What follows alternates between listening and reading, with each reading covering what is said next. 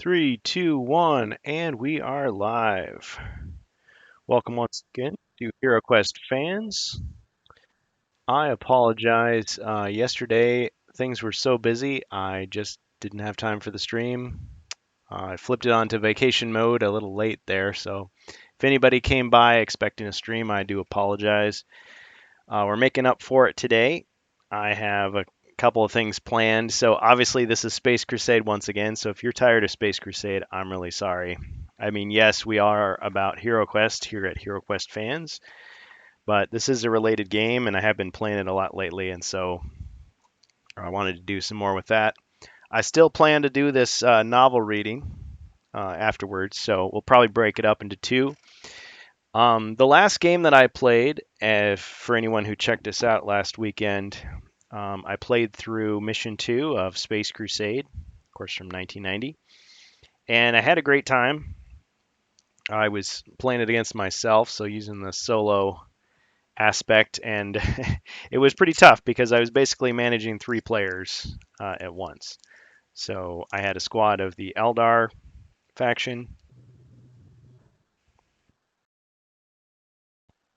and besides the Eldar, I also had the Orcs, so the Space Orcs, the Orc mob from White Dwarf magazine. So I was homebrewing my own little adventure there. And as before with the orcs, I did pretty terrible, but I realized I made quite a few mistakes. I rewatched some of the video and I just forgot so many things. A lot of the bonuses that you get from the different cards, I forgot to apply. I forgot so many little things. So to help me out, I mean, HeroQuest has always had character sheets. There's nothing like that for Space Crusade. I mean, at best, you've got these cards to kind of try to remind you to do stuff with your weapons, and you've got these scanners. Well, yeah, it lets you keep track of the life points of your commander. Okay, that's kind of useful, and the points up to 45 at least. And you can keep track of weapon bonuses and rank, but there's not a lot of other stuff that it helps you with automatically. So I whipped up something to try to help me. It's going to help me anyway. So I have these little squad information sheets, and I'm sure I'm not the first person to think of this, first person to come up with it. But I just whipped up a little spreadsheet. So my thought process here was, okay, so here's the Eldar. So we've got faction type and squad name. I mean, I didn't really have a squad name, but let's call them, let's see, Glowins. Let's call them Glowins Raiders, because Glowin is the name of the Eldar commander or Warden commander. So score, I mean, I was keeping score. I forgot also that you're supposed at the end you're supposed to subtract all the units that you lost, just like the alien player, the chaos player, the evil GM. He gets the points for every one of the good guys he kills, but you also subtract points for every unit you lose. So you don't want to lose units in a squad. So yeah, so we've got his name because in HeroQuest you're supposed to name everybody. In this game they don't really emphasize that, but I noticed in the computer version they give names to each of the units. So anyway, so he's armed hand to hand. So I put power sword. Ranged, I put shuriken pistol. Rank, I put Night Stalker. Technically, that's the rank he would earn if he completes this mission, because the Eldar faction they did really well. So they create this OP faction, and to get you to buy the expansion, I suppose.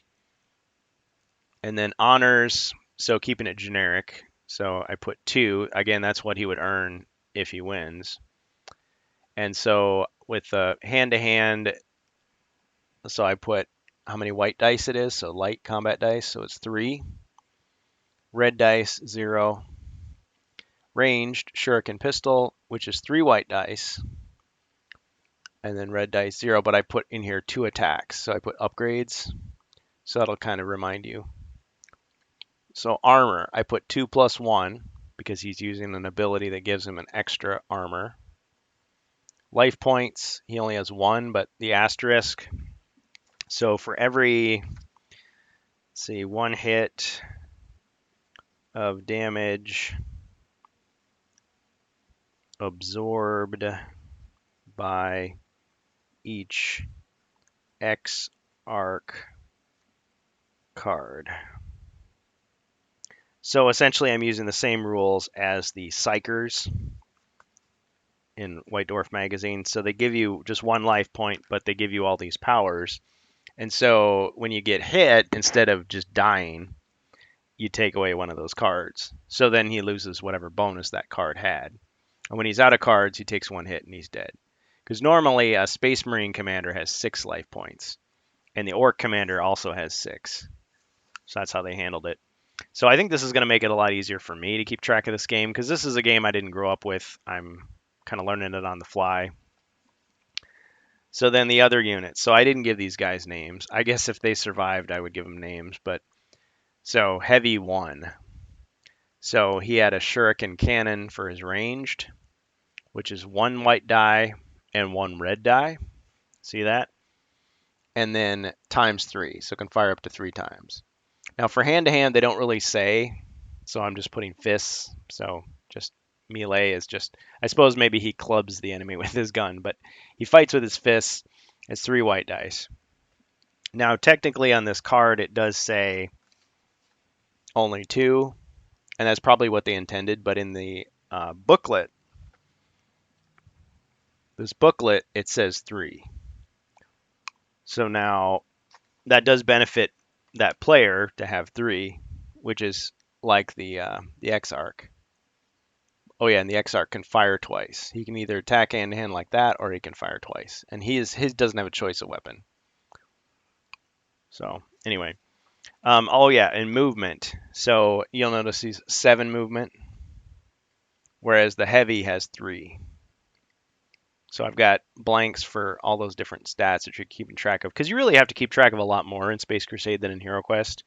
Hero Quest, you've got the little character sheet, mostly just tallying up the gold, and your weapons are mostly melee weapons anyway. Whereas in this game, everybody's got a gun of some kind. Well, just about. All the guys I'm controlling anyway. So I've got the heavies with the missile launcher, las cannon, and then I've got the guy with the shuriken catapult. Now, you may remember how things ended. All the guys got killed except for 2. These 2 right here. Let's zoom in here. Can also brighten things up a little bit. So we had the Exarch, and this guy has a las cannon, laser cannon. Also, I prettied these guys up. I soaked them in peroxide and put them in the sun for a day to get rid of. There were like these green splotches on them, some like sun damage from age. Of course, you can look online for stuff about old plastics from the 80s, like turning yellow, and how you can clean them up with the peroxide 3% solution. And there's the Exarch, the commander of the Eldar.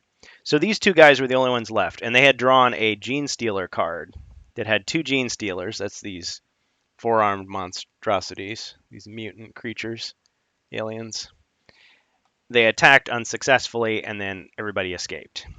Well, technically, with the rolls, I screwed up the rolls. And so this guy with the shuriken catapult should not have been killed, because the card that I drew specifically said that a laser defense network attacks the room squares. Now, it didn't kill these guys, but it killed him. But technically, they were in a corridor, so it shouldn't have hit them. Because there's a different card that attacks inside the room versus attacking inside the corridor. Now, normally I wouldn't do this Monday morning quarterback thing. You play the game and people make mistakes, but whatever, the game is the game. But since this game, like Hero Quest, is meant to be played sequentially, one thing that you do in one mission carries over to the next, just like the quests, continue on. I hate to just do it such that the Eldar got too easy of a victory and the Orcs got too hard of a defeat. So the same thing with the Orcs. technically, I forgot this guy, this freebooter. So he is there by virtue of one of these cards, this equipment card. Okay, it clearly says that he has the same stats as the knob, so as the commander. So I was treating him just like a regular orc. They weren't exactly in these positions, but I'm just going to say that they were more or less like that. So he technically should have had 2 armor instead of 1. I treated him as if he was a regular orc boy who only had 1 armor. So I'm going to switch over. So these are the Eldar stats, and then these are the blood axes. So I'll just tell you briefly what I've got here. So it's easier to see here. So we've got the faction type Orc Mob, squad name Blood Axes. That's from Warhammer 40,000, by the way. Okay, so we've got the Knob Commander, and his rank is Sergeant. That's the basic one. And I named him Glub. He has 1 honor. Surprisingly, he escaped the first mission, so they failed to kill the Dreadnought. They killed a lot of monsters, though, and he escaped, and his other 9 orc boys all got killed. But he's got a power axe and a plasma pistol. Both those weapons are each 2 red dice, so ranged or hand-to-hand. Now, he had, in this mission, he had Daka Daka, or Daka Daka, which was used up because it was just a one-time thing. Equipment, he's got Freebooter, Power Armor, Pain Boy. Oh yeah, and Power Armor gives him a bonus to his armor, so it's 3 instead of 2. He's got 6 movement. Let's see, Bolt Pistols is used up because all of the orcs that could use that, the boys. So I'm treating the Freebooter as it's a 6th guy in this 5-man squad. He's like a knob, so it doesn't apply to him. So he doesn't have a bolt pistol. So that's used up. And the custom weapon, I keep calling it combi weapon, but the custom weapon applied to this guy, Mech, which you call the Mech. I just put horns, description. Horns, heavy, Olg, Bulg, Bleg. So I gave him names. I had some fun with it. But basically, all these other guys got killed except for the freebooter. The freebooter should have been still alive. And the reason for that, not only does he have more armor, also when I killed him, he was on the other side of a door when the explosion hit. So they clearly say in the rules the explosion doesn't wrap around the wall. If there's even part of a wall in the way, it blocks the explosion from someone who's directly on the other side. So he shouldn't have been killed. But now the Dreadnought is still alive. The Dreadnought is undamaged. And whoever can kill the Dreadnought gets the 30 points. Or no, what am I saying? No, because the mission was to kill the... I'm forgetting now. Mission 2, the mission was to destroy this Chaos Space Marine Commander, which the Eldar did. So they accomplished mission 1. They got the primary mission. They got 30 points. So really, they can just leave. There's no reason that they have to stay if they want to get out of there. Now, if they kill these 2 Gene Stealers, they're not going to get anything because those guys were produced by the Alien Event deck. That's this deck here. And so they're not worth anything. There's no blip tokens underneath them. See, normally there'd be a token under there. But now this Dreadnought, even though I didn't put it down this time because we already know, this is worth 25 points. So whoever destroys this gets 25 points. Now it's a big risk because it's got some pretty high stats, as you can see. And now I'm just doing this all to remind you since last time. So it's got 4 armor. So you've got to score more than 4 to hit it. So anybody whose attack is less than 4 has no chance of damaging it unless they're somehow boosted by a power that makes them stronger. So you got to get 5 or above to damage it.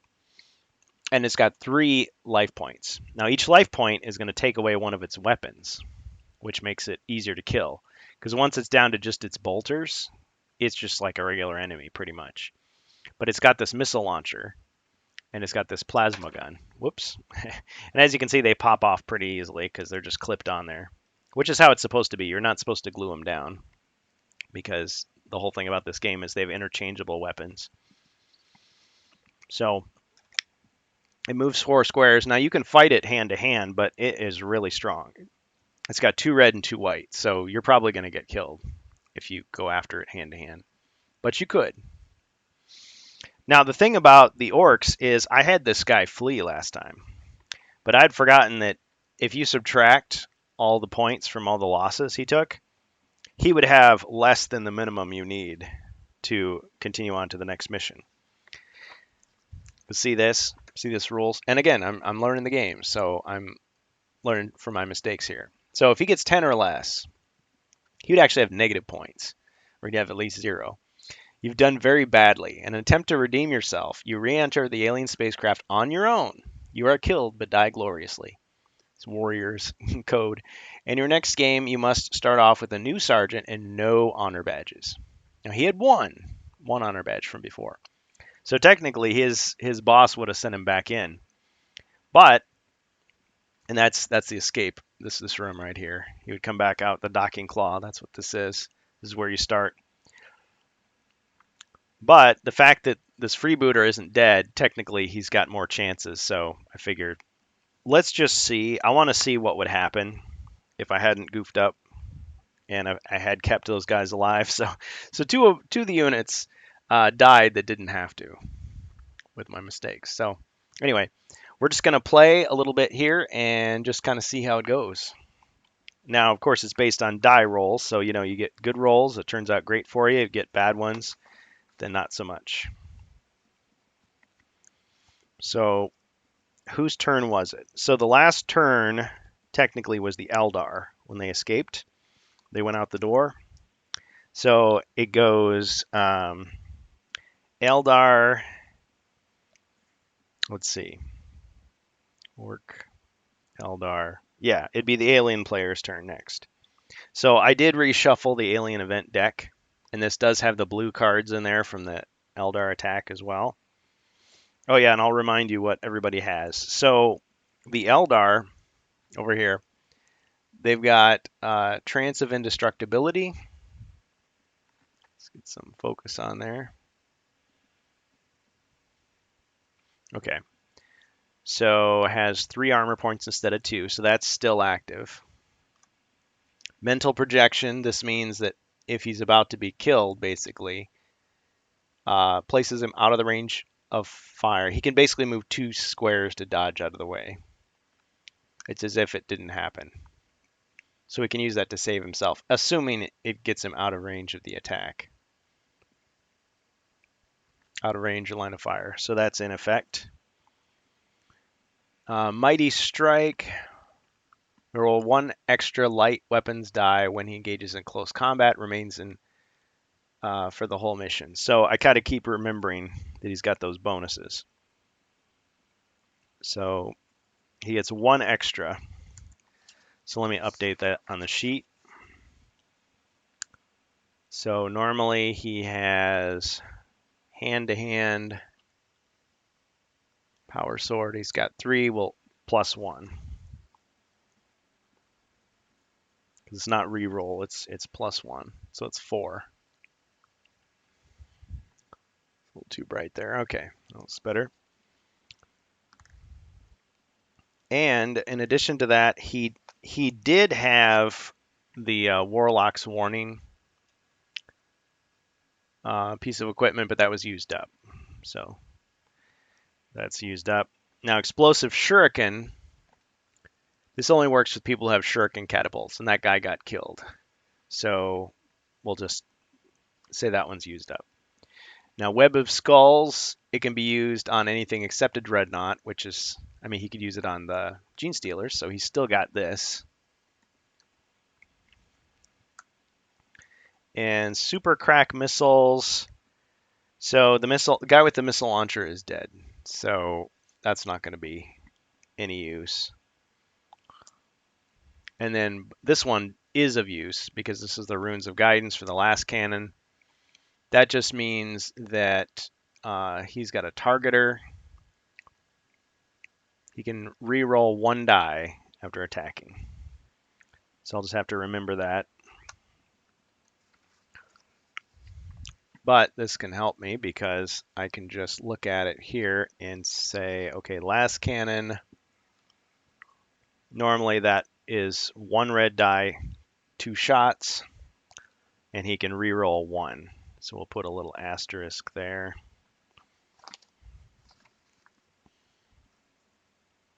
Reroll 1. And he can just keep using that over and over again because it's intact for the whole mission. So I think this will make it a lot easier. I just got to remember to refer to it. Oh yes, and there was actually 2 Exarch abilities for the Eldar as well. Sustained Assault. Whenever he succeeds in destroying an opponent, he may immediately take another turn, moving or attacking a second time. Now, normally he gets 2 attacks, 2 ranged attacks. So does that mean 2 more ranged attacks? No, I think it only means 1 more. So 1 more attack or movement. You can only do it once per turn, but it remains in use for the entire mission. Let's see, so there's that.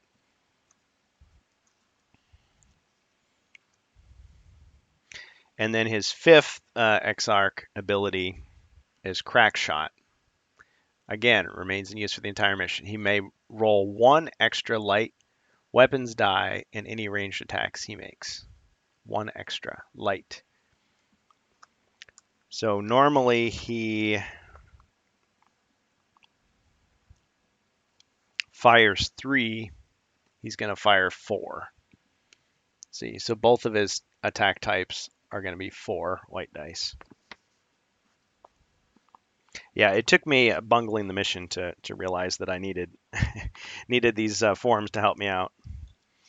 So yeah, if that solution works for you, go for it. Some people like to have like something digital on their phone, but I prefer to have it on paper. Paper. Let's get focused. There we go. Okay, so let's jump into the game. But first, let's take a quick look. Oh, Strange Bus. Hello to Strange Bus. Welcome. He's been doing a lot of streams lately.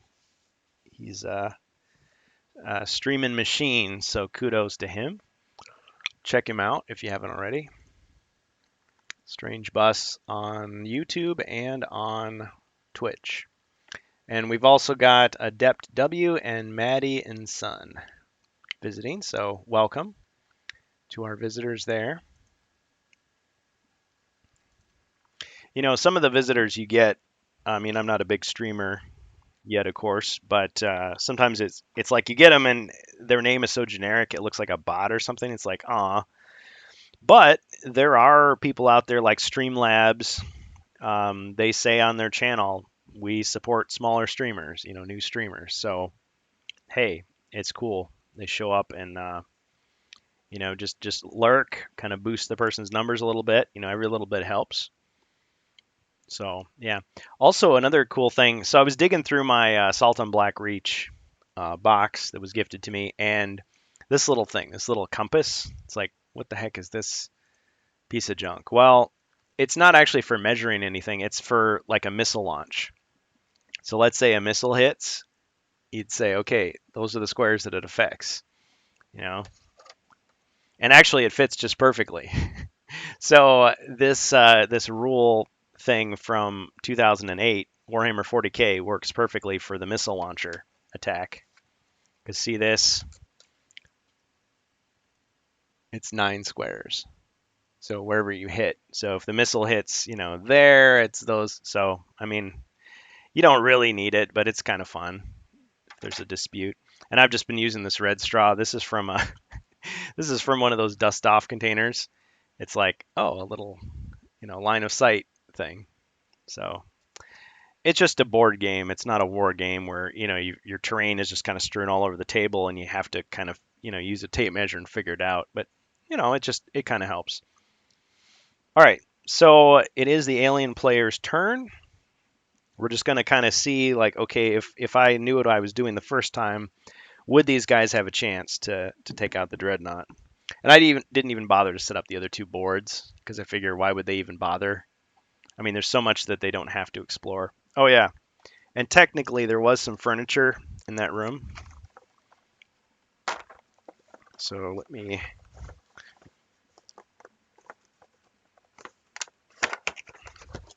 just get out my terrain crate stuff. So there was some stuff in that room just to kind of make it more interesting. Let's see, there was a little computer terminal there and a little filing cabinet there, something like that. Yeah, I think that's pretty much what it was. Actually, I took a screenshot. No, it was right here. See, accuracy. All right. And just out of view is their escape route. Is this psychic screen? This is how the Eldar can teleport out of the maze. It's right here. So it's kind of like when you're playing Hero Quest and you're right by the stairs. And you're like, should we run? Should we kill a couple more guys before we head out? you know. Of course, if you stay around too long, you may get killed, and then you'll wish you'd escaped. But if you escape and you don't have enough points, it's kind of like you die anyway. Now the Eldar, they could flee, but they're noble.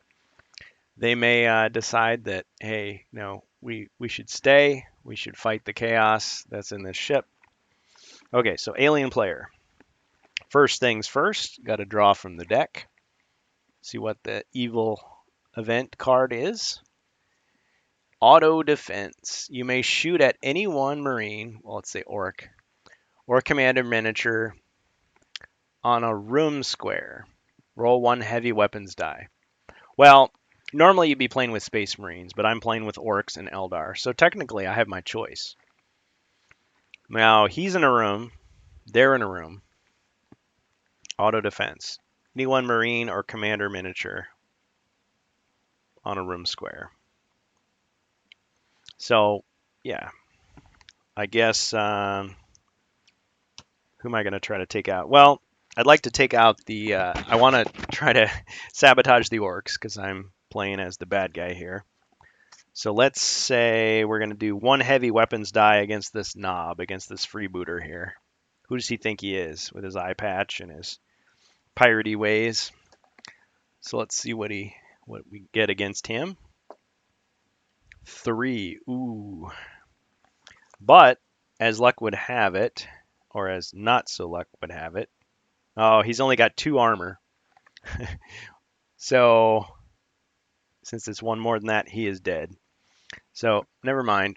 So that's those points would have gone to the alien player anyway in this case. All right, so we're going to discard that card. Now I get to move all my monsters, and I have these 2 Genestealers over here, and I've got the Dreadnought there. Let's see, 1, 2, 3, 4. Ooh, that's pretty nasty. Very nasty, in fact. So if I'm understanding this correctly, I can move the Dreadnought up to 4 squares. Okay.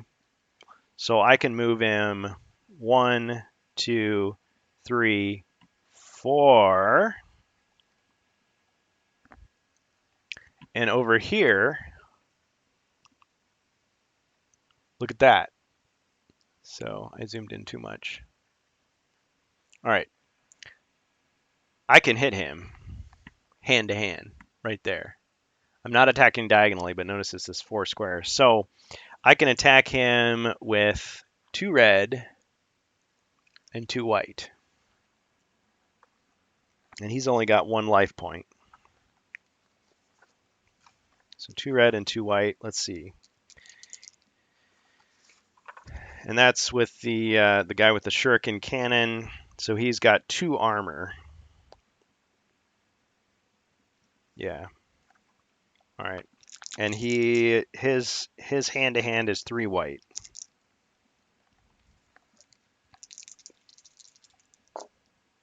Okay, so I got 0, 0, 2, and 1. So that's 3. That should kill him. Because I think if you get enough, he doesn't get to hit back. Because he's only got 1 life point, and he's only got 2 armor. So he's dead. So I guess any benefit of having those guys alive was nullified, because now I've collected them again. So these 2 guys are dead, and this goes to the alien player's score. So much for that. But instead of retreating, the orc is going to stand and fight. Okay. So he did that, and now I think if the Dreadnought fights hand to hand, he doesn't get to do his missile weapons. Let me double check that because the Dreadnought is kind of a special case. I'm pretty sure that's true. So I'm consulting this book here, rule book.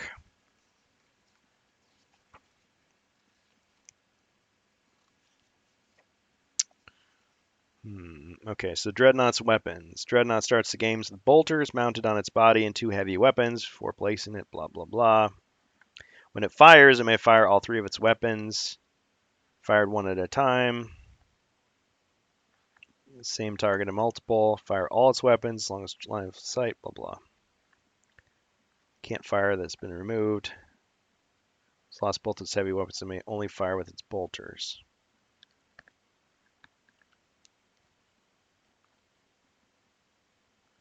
Hmm.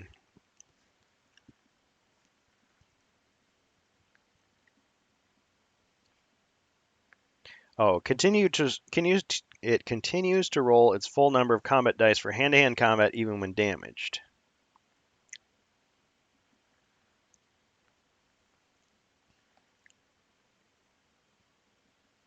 Always count the number of squares it moves from the front edge of its base. Oh, that's why the person that owned this before me put a little green dot to be kind of like how you decide how it moves. So 1, 2, 3, 4.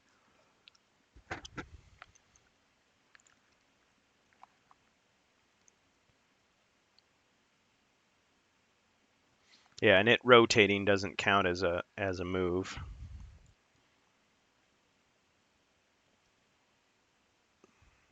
It doesn't say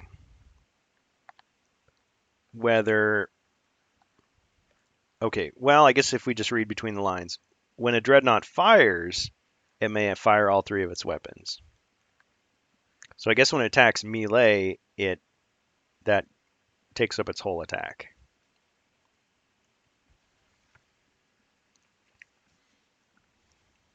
Just checking the next page to make sure I didn't miss anything.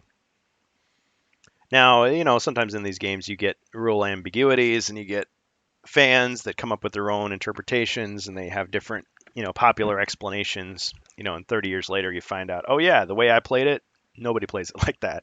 Or the way I play it, that's how everybody does. Everybody came up with the same idea. So, cheers, dead gamer. Just grab another throat lozenge. Okay, so what I can do next, since he can't attack anymore, the Gene Stealers are going to go. And I've got 2 of them, and they move, let's see, 8 squares. They've got armor value of 3. I know it's kind of hard to see, but that says 3. And they have 2 red for hand-to-hand, so they're very powerful. So I could wipe out the Exarch easily. Let's see if I do that. So the bottom one is attacking the Exarch. Oh. Get used to the new camera here. There we go. Attacking the Exarch. 3, but his armor is 3, so he survives. Okay. The one on top is going to attack him. 2.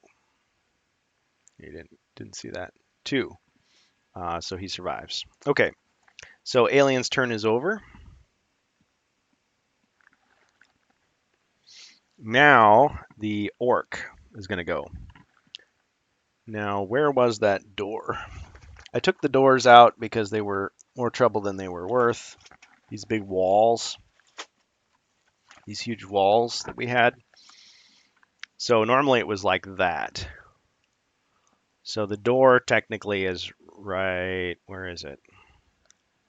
Right here. So these 2 squares. Okay, so he moves 6. So 1, 2, 3, 4, 5, 6. Yeah, can't really do anything. Can't shoot around corners.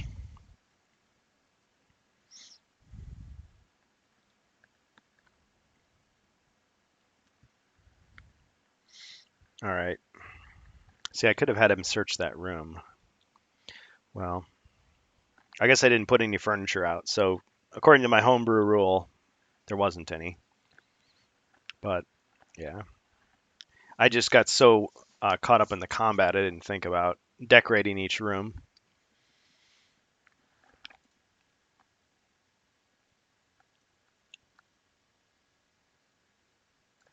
All right. So next we're going to do the Eldar. So we lost one of our guys. We've still got two left.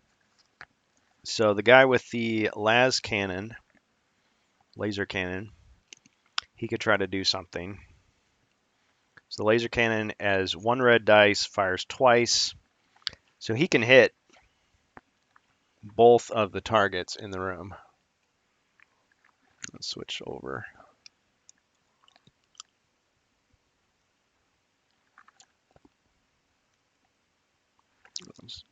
The camera a little bit easier to see there. Oh yeah, this is the orc information sheet. Again, from White Dwarf Magazine, adapted to my use. Okay, so he can hit here, or he can hit here. And he gets two shots, so maybe he'll try to eliminate one or the other. Now the Dreadnought is getting closer, so that one maybe I'll take out this one first. So I'll shoot that one with one red.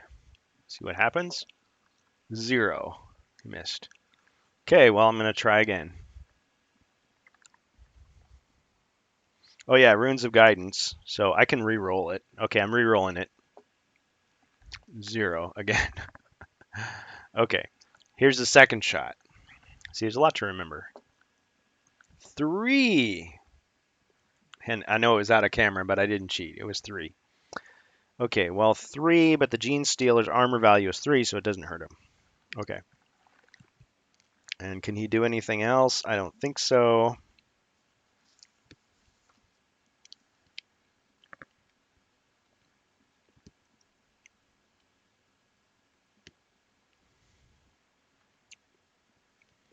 So the commander, he can, if he gets in the right spot, he can fire twice.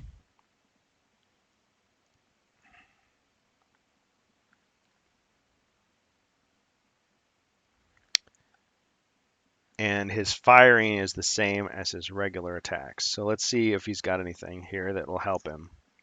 Looking at his, okay, so his sustained assault would be true. Crack shot is in place. So he attacks with 4 regardless. Mighty Strike.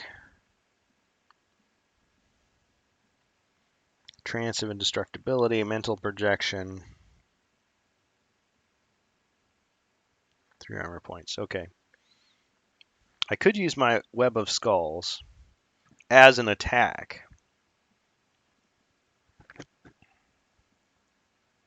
So I think that just takes one of his attacks. Or maybe it takes all of his attacks.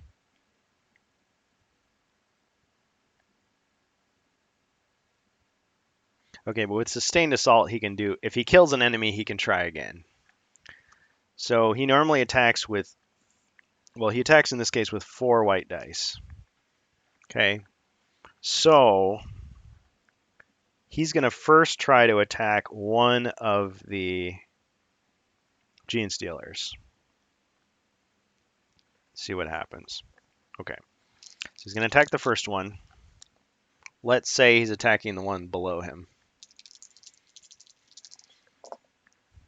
Oh, wow. Okay, so I got 4, 5. So it's only got 1 life point. It is dead. So we killed it. Now that was his... Oh, I forgot. Melee attack. See, I didn't do it. See, again, I'm making noob mistakes. I intended to move him first because I was going to do the 2 attacks. So 1, 2, 3. You still hit him. Okay, so and then we'll say say that he killed him. Okay, so we got him. See, I play this game 100 more times and I'll have it down. Okay, I got so excited. All right. Now his second attack. See, he can fire twice normally. Well, I guess he'd still get a second attack, wouldn't he? Okay, so I guess I didn't do anything too wrong. It's just that I would get another attack. Okay, so that was his first attack. Now his second attack, he's going to shoot that Gene Stealer. Okay, so this is his second attack. He's shooting at him, even though facing doesn't matter. Shoot him with the bolt pistol, or shuriken pistol rather. Wow, he's getting some good rolls tonight. Okay, 6. So he destroyed him. Now does that mean he gets 2 more attacks? Okay, he gets an attack. He gets 1, 2, and then since he killed an enemy, he gets another attack. Take another turn, move attacking a second time. Doing so once per turn. Oh, so what this means is you can't just like, there can't be just a row of enemies and you just kill one and then you kill the next one and then you kill the next one and on forever. He just gets 1 extra attack. So technically he gets 3 attacks. He moved already. Also, it wouldn't matter because his third attack, he's not in range to hit the Dreadnought. Now, the Dreadnought is going to be within range shortly, so he may be in trouble. Okay. So, alien player, orc, Eldar, alien player. Okay, so alien player's turn now. Draw a card. Mothership communication. Read out the text shown in the mission for secondary mission. Ah. Let's see what the secondary mission is then. Now, when it says mothership, I mean that I guess the orcs know about it now, and so do the Eldar. So they got it from the craft world as well. So they both get communication. So the mission book. We're looking at mission 2. Again, it's very different because we're playing with these 2 extra factions instead of the Space Marines, and I'm playing against myself. Okay, secondary mission. Intelligence has shown that there are Chaos Space Marine heavy weapons being deployed. Locate and destroy. The secondary mission token will be won by the Marine player who eliminates the Chaos Space Marine with the heavy weapon. With the heavy weapon. Well, that means they may have to go exploring, otherwise they're each gonna lose 15 points. Wow. So this may take a little longer than I thought. Heavy weapon. Because the Space Marine, the Chaos Space Marines they killed were the commander and just a regular one. So he just had a bolter. Let me just dig out the figures so I can show you the miniature that they're referencing. So the heavy, okay, so there's the regular, the ordinary, everyday Chaos Space Marine. Just got a bolter, very similar to the good guy Space Marines. There's the heavy weapon.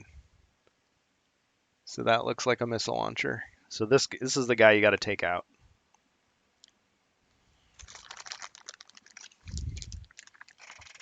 I think that's the only other one that has a heavy weapon.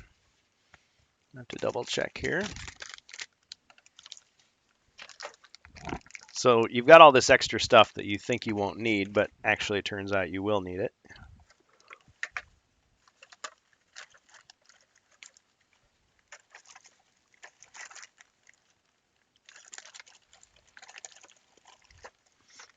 Let's just take the whole box out.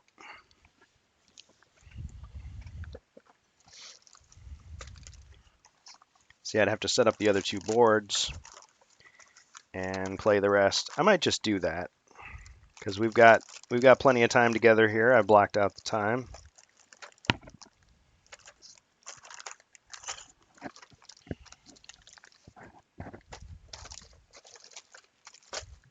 So I mixed them in with the orcs. So we've got a guy with a bolter. Oh, there's the commander. He's got a heavy bolter. They already assassinated him. Took him out. Another guy with a bolter. There's 5 of them. 3, 4, 5. Yep. So yeah, he's got a missile launcher.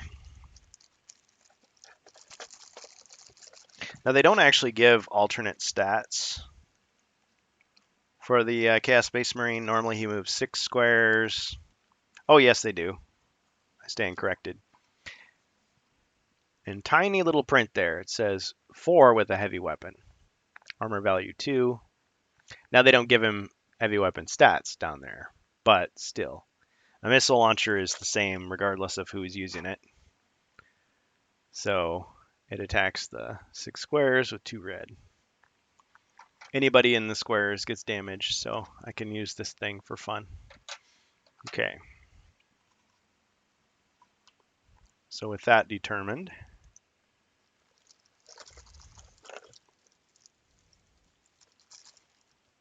we'll set those guys aside. And these 2 extra boards will be set aside as well till they're actually needed.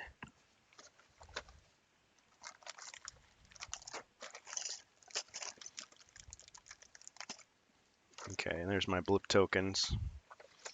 I'll just reshuffle those.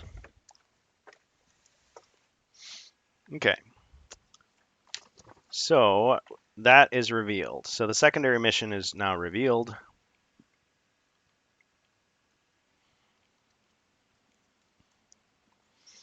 Now I get to move my monsters. Well, my one monster, my dreadnought. Well, since we're trying to stick it to the orcs, maybe I'll... I mean, I could try to wipe out the Eldar and prevent their score, but let's see. So we'll rotate that there. Actually, it was right there. He gets to move 4 squares. So 1, 2, 3, 4. Well, I'm not in melee range, so I can fire. So I've got my choice of weapons here. Let's shoot a missile in his face. So obviously it's going to hit like right there. So it's going to hit right there, those squares. Doesn't really matter too much. All it means is he's going to get hit with 2 red, heavy red combat dice. Let's see if he gets killed. 5. Ooh. Yeah, so the orc commander, the orc knob, Glub, he's got 3 armor because he's got the power armor. He's wearing that. So he takes 2 damage. So he's now down to 4 life points. Now he can't use that pain boy to bring him back from the dead, like you can in Hero Quest. You know, oh, you died, but you had a healing potion or you had a healing spell left. You can bring yourself back from 0. In this game, you got to heal yourself before that happens. That card. So he has a second chance. He's just got to make sure he uses it when he's alive. If he's wounded. Can't use it if he was just reduced to 0. Now, it doesn't say he has to use it on his turn, but I've sort of assumed that that's the case. Maybe. We'll see how desperate I am. Okay, so we did that. And now he's got 2 other weapons he can use. So fired the missile at him already. Now let's fire the plasma. So that's 2 red, just like it says here. Now technically it can blast through and hit a guy on the other side, but there's only 1 guy here, so it doesn't matter that much. So shooting the plasma. Okay, I got a 3 and a 0. So his armor is 3, it does no damage. Now I've got the twin bolters, which, yes, they are on the model. See those twin bolters? Those are only two.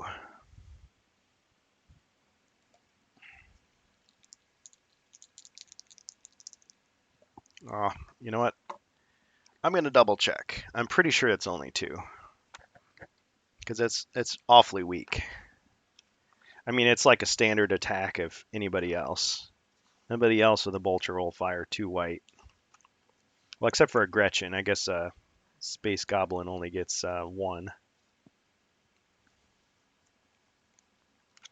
Let's see, Bolter. I'm pretty sure it's the same. Yeah, Bolter's two white. But twin bolters are twin bolters the same as regular bolters?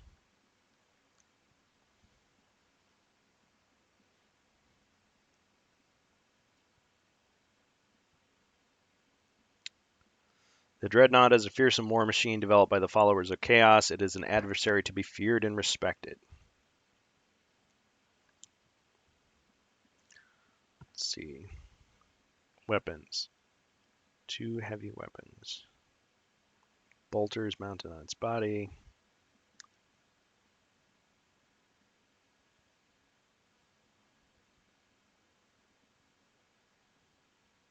See, it doesn't say precisely. Fire. Two heavy weapons plus. Oh, yes, it does. Okay, forgive me. It's right here. You just got to read it carefully.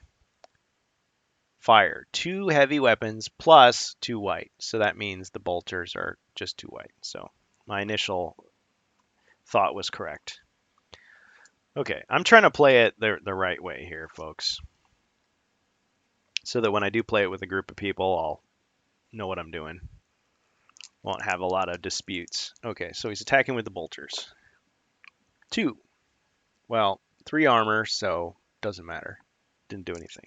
Just pings off the armor, off his power armor. So yeah, as you can see, stylistically, design-wise, I mean, Warhammer 40,000, Rogue Trader, 1987. Obviously inspired by a lot of sci-fi, you know, Dune, Aliens, Terminator, Star Trek, Star Wars, and then goes on to inspire Unreal Tournament, Halo, StarCraft, you know, so many things. Okay, and you can say Starship Troopers was another inspiration for Warhammer 40,000 back in the day. That might have been the earliest one. Space Marines, you know, space soldiers with powered armor going off to fight. Okay, so we did all that, and now we are back to the orcs. So finally, York is going to try to redeem himself. He doesn't have any special cards, so his freebooter is gone. That's used up. Still got Pain Boy, still got power armor. So he could heal himself now, or he could hope that he doesn't take a lot of damage. You know what? I think I'm just, well, he can use it now. I'm just going to attack. Maybe that's the wrong decision, but his career is on the line. His life is on the line. So here we go.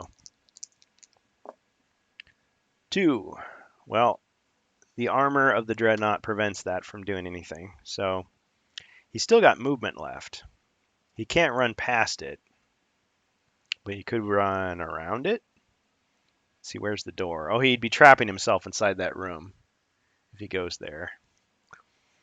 So let me show you.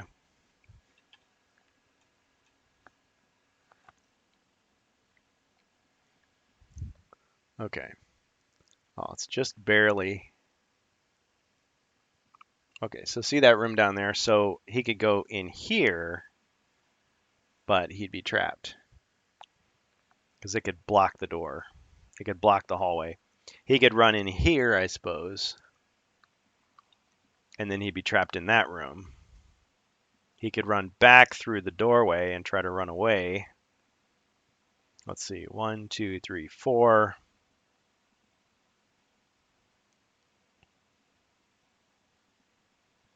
And as long as he goes through there, he would be safe.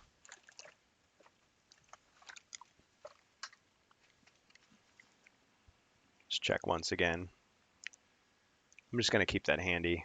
So that hallway. So if he went to this square, he'd be safe. Yeah, because he can. Okay. So we'll say 1, 2, 3, 4, 5, 6. Okay. Now we get the Eldar. So what are the Eldar going to do? Are they going to try to help the Orc? Because they could escape with their winnings. Oh, what the heck, guys? Let's do it. Okay, so they are going to come in. Can't use the web of skulls on him. Now, my heavy weapons guy over here, he only can move 3. So 1, 2, 3. That's as far as he can go. But this guy, my commander, he can move 7. So he can move 7. But he's going to expose himself if he moves. But 1. Now, what are the odds that he lands a hit? So I'm just looking at these dice. Okay, so you've got 3 zeros, so 50% chance of nothing. But then you've got a 1. Is it more than 50? Oh, no. 4 zeros and a 1 and a 2. So there's only a 2 in 6 chance you're going to score anything at all. But you could get 4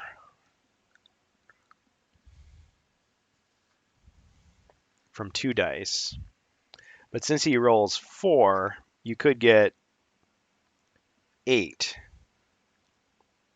if you got all 2s, which is very unlikely. But if you got all 2s, let's see, you could destroy it. Because you need 4, and then you have 4 more, and you destroy it. So you'd have to get 3 over. So if you scored a 7, you would destroy it. It's possible. However, unlikely. Okay. So let's see if we can move into position. I get as far away as I can. Not that it matters too much. Maybe out of the way of the other. Let's see if I move 1, 2. A missile explosion would hit here and boom, boom, boom. Wouldn't wipe out my other guy.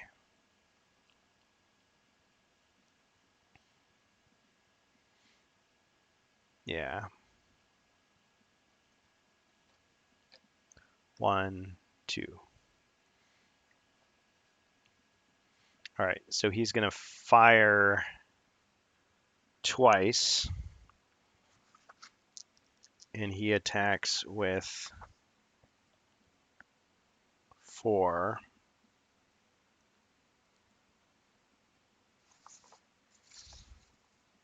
Just making sure I'm doing this right. Okay, so 4. Attacking the Dreadnought. 2. Okay, well, that's not enough to do anything. And he's going to fire again.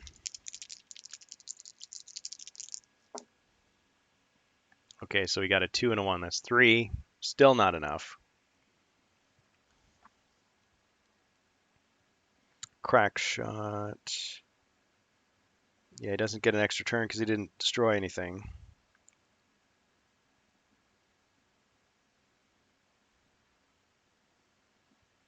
Can't use the Web of Skulls because it's the Dreadnought explicitly is excluding the Dreadnought from that ability. Okay, so that's all he can do. All right. Dreadnought. So the Dreadnought is going to stay here because he got this nice target of opportunity there. The Eldar Exarch. So he's going to fire at him, of course, with the missile launcher. And we're going to say it's going to hit right here. So center mass.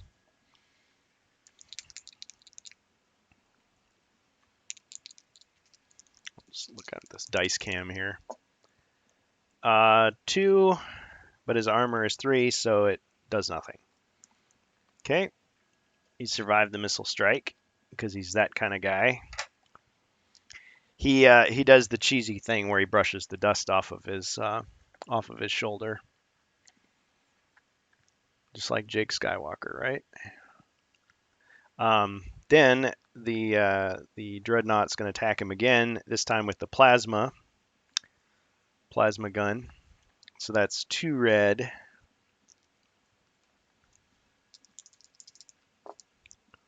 That's 3, and his armor is 3, so it does nothing. Now he's going to attack him with the bolters. So the dreadnought fires at the Exarch again. Glowing is going to be glowing. Nope, he didn't light him up. He got nothing. So it completely failed. Now is it going to move out of the way? It could.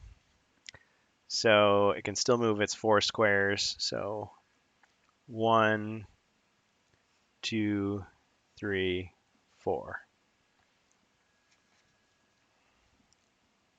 Let's see, can it hit him? Let's get our little plastic straw out. Yep, looks like it can just barely hit him on its next turn. Did I forget to draw my card? Yes, I did. I should have drawn a card at the start here. See, I was so excited to attack him. So we'll draw the card. Gretchen Bomber. Anyone Gretchen? Well, I don't have any Gretchen. Too bad. If I did, they could throw a bomb. So that's nothing. So I don't feel too bad about forgetting to do that one there. All right, next we have the Orc. So he's within range, according to this. If they can see you, you can see them. So he can fire at the dreadnought, which is perfect because that's what I was going to do anyway. He's going to fire with his 2 red, so he's got a plasma pistol. That's how that works. Plasma pistol. And that is inspired from this here. I decided it looks like a plasma pistol that he's got in his hand. 1. So not enough to do any damage. Now, if you look at these dice, what are the odds on them? So we've got, let's see, 1, 2, 3 white, 3 zeros. So 50% chance of hitting. So much better odds than the white. But then we've got a 2, a 3, and a 1. And there's only 2 of them, and typically, whatever. But in theory, you could get 6. So that's 2 above the armor, so you could do 2 damage in one hit, in one shot, in theory, if you got a good roll. So actually, the Eldar have a better chance. Well, no, they don't, because these white dice, it's less likely you'll get a big roll like that. So yeah, he should keep fighting, and he needs the points. He really does. So I think my strategy is going to be that the Eldar are going to try to weaken it, and then have him take it out. But if he gets killed, they're going to either have to flee or try to destroy it. Now the problem is, at this point, if any of them flee, they're going to lose 15 points. The Eldar can lose 15. He can't, though. He can't afford to lose any more than he already has. Now, it doesn't say you can go negative, necessarily. But maybe you can. Because as is, he would have 0 points if he fled. Which means that he's dead anyway. Okay. So he attacked, and now he can run again. So he can't really run past the thing, but he can flee into the next room. So we're going to say 1, 2, 3.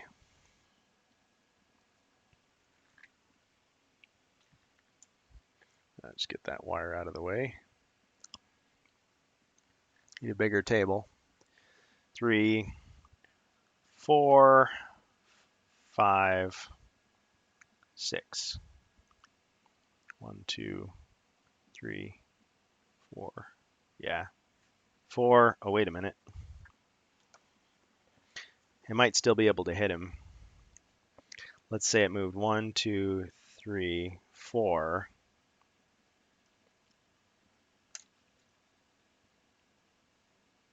No, it's not a clear shot. That wall is going to be in the way. If it's right here, 1, 2, 3, 4. Yeah. Okay, so he's safe. He's going to be safe. All right. So he escaped. Now it's the Eldar's turn. So the Eldar are going to try to get close. This poor guy is so far away up here. So he can only move 3. So he could go 1, 2, 3. It's not very good. 1, 2, 3. Yeah. 1, 2, 3. He can't quite hit because that wall is in the way. Now,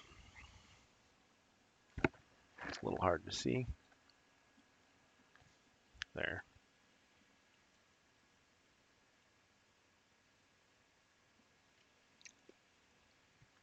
See, this camera needs like one more joint on it so that it can bend all the way down. Maybe I can 3D print some parts for it to make it a little easier. 4 cameras and a bigger board and a budget. Okay, so now since he can't do anything else, the Exarch is going to move forward. He can move 7. So let's see, 1, 2, 4, 5, 6. Yeah, 1, 2, 3, 4, 5, 6. Okay, so he's got a clear shot at the Dreadnought. And got this halo of light next to him. There we go. So he's going to fire with his 4 white dice, his shuriken pistol. Wow, he got 4 zeros. That's a shame. But he gets to fire a second time.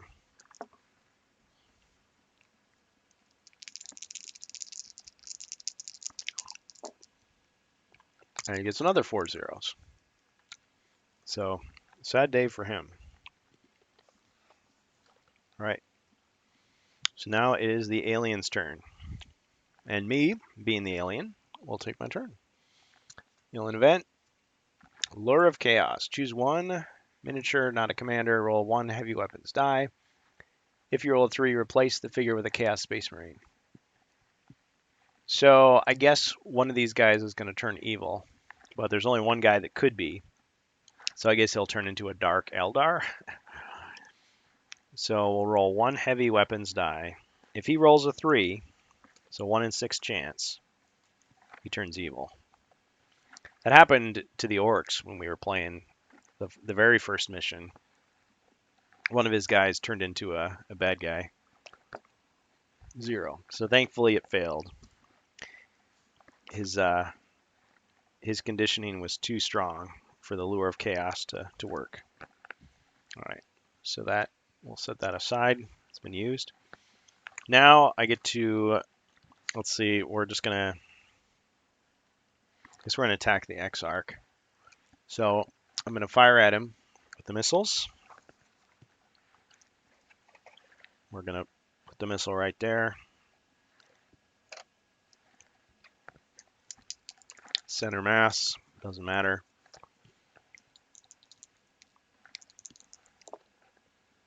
Missed. So he dodged the missile. Now we'll do plasma. Same thing. Oh, cockeyed. I'm rerolling that. 1. Okay. 1 and a 0. So it doesn't matter. No damage there. Now we're going to fire dual bolters at the Exarch. 4. Ooh. Wow. So he only has 3 armor. He would be dead, except he gets to lose one of his Exarch cards instead. So I got these 5 cards. I'm going to choose which one I discard. So I hate to lose crack shot, so we're going to keep that one. Sustained assault. There's only one enemy left. I mean, there's future adventures, so maybe I'll keep that. Mighty strike. Mental projection. I need that. Trance of indestructibility.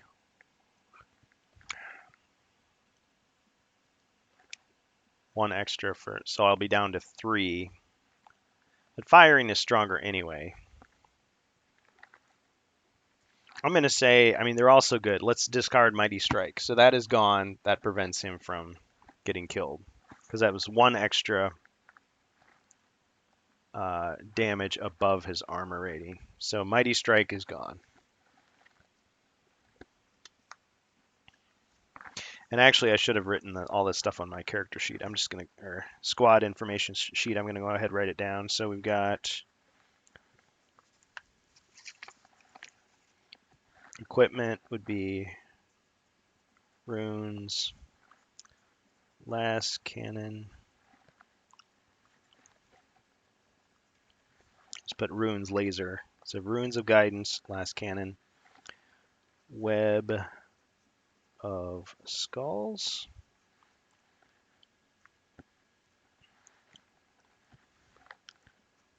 Crack missiles.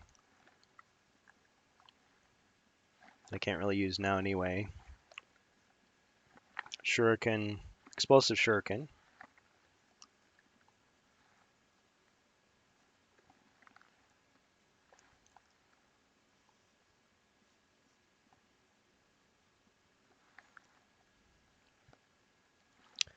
Warlock's warning.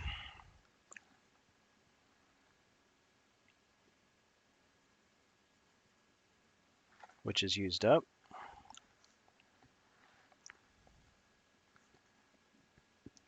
And under special, I'm just going to put the Exarch abilities that he has. So we'll say Mighty Strike used up.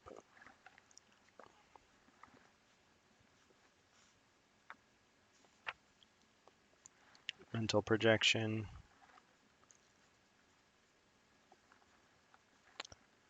Trance of indestructibility, I'll just put trance.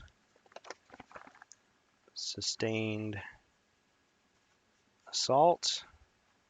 See, I guess I could have made the little blanks bigger, because I'm really cramming my writing in, and then crack shot.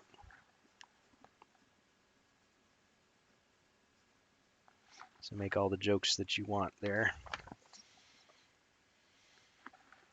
Cram it all in there. Okay. Right. So that was the missile and missile. Did I do plasma? Yeah, missile, plasma, now bolters. Rewind the tape, make sure I did that right. 2, nothing. Yeah, I probably need a lamp that has some variable lighting to make it a little better. It's a cheap, no budget setup here. Okay, so now it could move. I think I'm going to try to move closer to the orc so I can do more damage there. Of course, the orc is more of a threat, but it's only one guy. So we'll say 1, 2. It can go through the doorway, of course. 3, 4. So it's right in the doorway. It can still be hit by the Eldar. Okay. End of Chaos Alien's turn. Now it's the Orc's turn. He's out of range, so he's going to have to move in range to actually hit it. But be brave. So 1, 2, 3, 4. He's going to fire. Plasma pistol. 4. Ooh, but armor is 4, so unfortunately he did not destroy it. So damage-wise, he could be killed in the next turn if I'm not careful.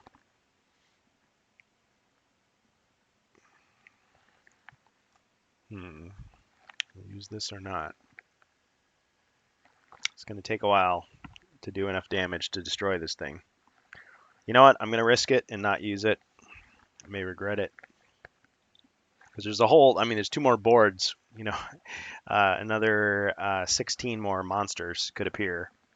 No more dreadnoughts though. There's only one chance for a dreadnought.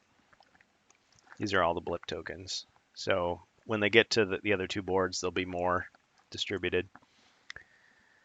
But they were just unlucky because the very first monster that was revealed happened to be the Dreadnought, the most powerful unit in the game, in this version of the game anyway.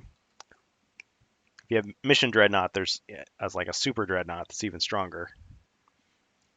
It's got like or instead of 3 weapons, it's got 5 weapons. It's like taller.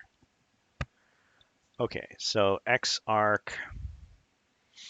This other guy is gonna just move along. 1, 2, 3. Oh, he's still in range of the missiles. Well, we'll see what we can do. Okay, so he's going to attack with his laser cannon. But the laser cannon... Oh, I made a mistake here because it can fire 2 shots and it's 1 red die per shot. That means it can get a maximum of 3, so it's not even going to break through. It's not going to do enough damage to really matter at all, if I'm reading this correctly. Now, hand-to-hand, it's 3 white. So, actually, there's a chance it could hit with 6. It could hit 6, which would do damage. So this guy I want to get close range to do hand-to-hand, which 1, 2, 3, 4. It's like 2 more turns away, but he's so slow.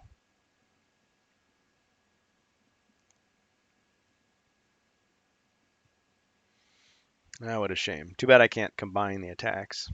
2 shots, 2 per shot, because I think it's each shot is independent. It doesn't matter. Darn, I miscalculated there.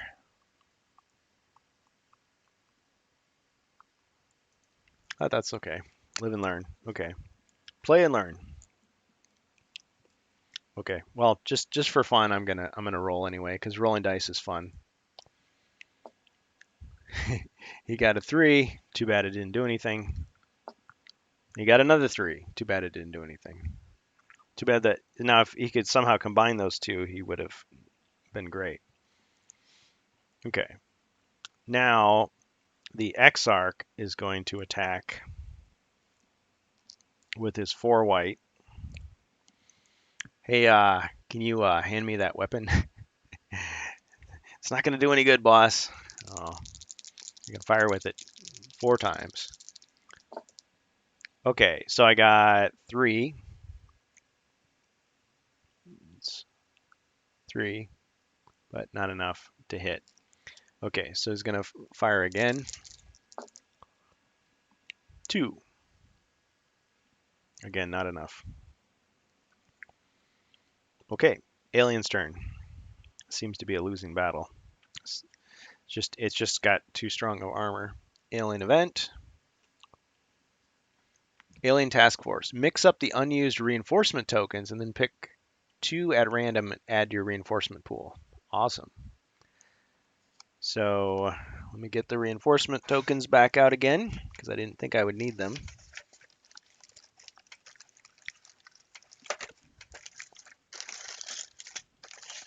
Reinforcements. Just have to grab the whole box again. See, I've just got a little card table I'm playing on here. I don't have like a huge dining room table with leaves in it, which is really what you'd want. So these are the reinforcement tokens. So we'll just mix them all up in my hand here. Mixing them all up. And I'm not looking, and I'm going to draw 2.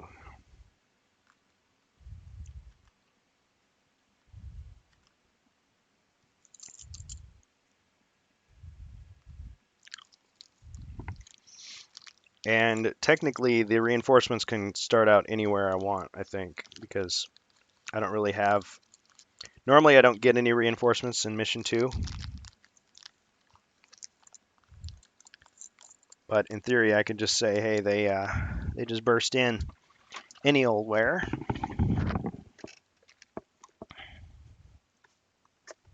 And I dropped one of them.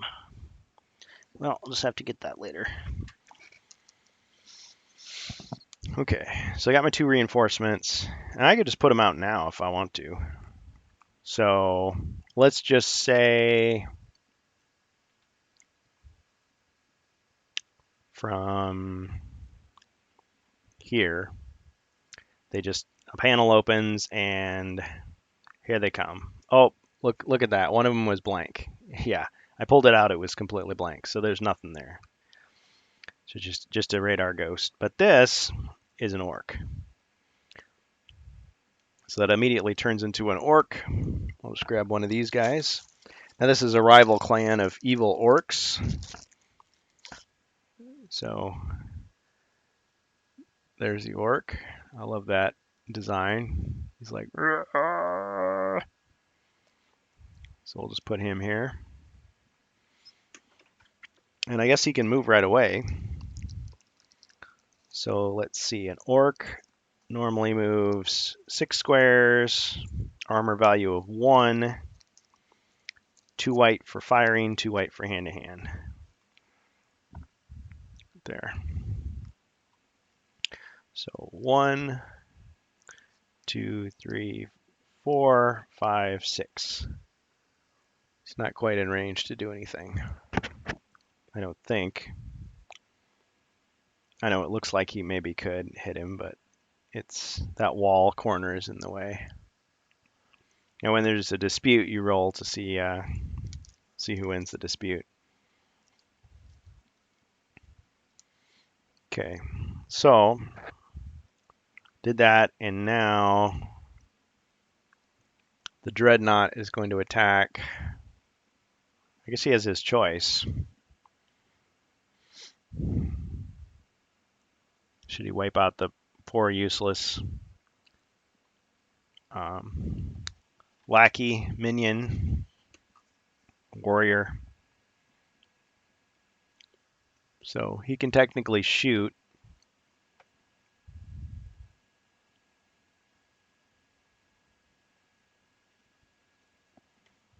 Can he hit the commander? Looks like he can. So he could hit the Exarch. It's probably going to be overkill, but he's going to hit the guy with the laser cannon with his missile. Where did I put my little, not range finder, but okay, there we go. And it's not going to hit the Exarch. Well, let's see. Or could he detonate the missile like right here and hit both of them?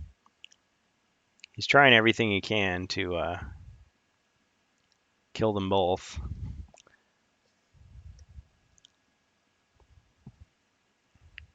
He could fire it right here and hit both of them. So why not? So launches a missile. Oh, no, wait a minute. I'm doing this wrong. If it detonates here, then the blast radius is like that. And the wall would block off the bottom. So he fires, boom, like that.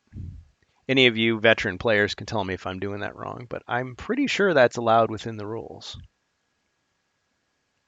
Okay, welcome to another TV viewer. Just checking the stream there. Welcome to our stream here. We're playing some more Space Crusade. I'm trying to see what would have happened if I hadn't killed off 2 of the guys by misreading the rules. Turns out it wouldn't have mattered that much. So this guy would have been killed pretty quickly. This guy would have been killed pretty quickly. So the alien player is the same amount. Now, I'm still trying to take out the Dreadnought. Now, the secondary mission was revealed here by drawing more cards. So now they're going to forfeit more points if they don't kill the Chaos Space Marine with the heavy weapon, who is hidden in one of the other two boards. So it's going to take them ages to accomplish this, and they're still trying to fight the Dreadnought. The Dreadnought's worth 25 points if they can take him out. So they probably had the right idea by fleeing, but the Orc, by him fleeing, he forfeited so many points that he basically would have been dead anyway. Because if you get 10 or less, you die gloriously in battle, and that's it. And then you start over with a new sergeant in the next mission. So okay, so he fires the missile. It hits both of them, and we're gonna roll. Let's see for the overall damage. 1. Okay, well these guys lucked out because 1 damage spread out. The Exarch has 3 armor, so he's unaffected, and the heavy with the laser cannon has 2 armor, so he's unaffected. So they survived, despite my best laid plans. Now we're going to fire the plasma gun. But the plasma gun, it travels in a straight line, so it's only going to hit 1 guy. So let's try to hit the guy with the laser cannon with plasma. 1 shot. 2. Same as his armor, so he survives. Okay, now we just got bolters. So I guess we're going to shoot that guy again, shoot the weakest target. Is he the weakest target? Let's see. Yeah, because the Orc has more armor. He's got 3. 2. Same as his armor, so he survives. Okay. I can still move the Dreadnought. So let's check and see where the wall was. I just moved this, removed it out of convenience. I could move him out of range.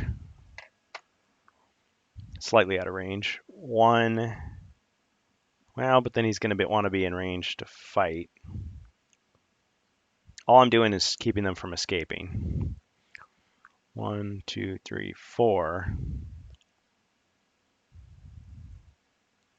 I guess it doesn't matter that much. Instead of moving there, maybe I'll move 1, 2, 3, 4. Get up right in his grill, right in his face.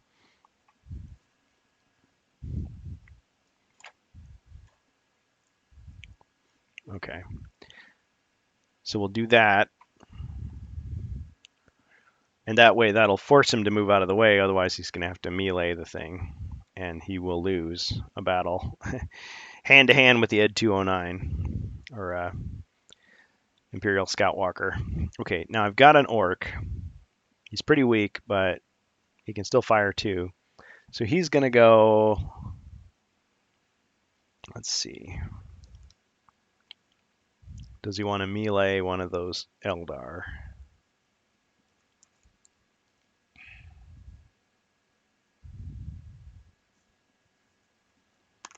Forgot to cross off the dead Shuriken Cannon Eldar, but he's 0, so there's only 2 Eldar left. So if he tries to melee him, he's going to have to go against 3 in retaliation. If he shoots him, it's a lot safer. So okay, so he's going to go 1, 2, 3, and he's going to shoot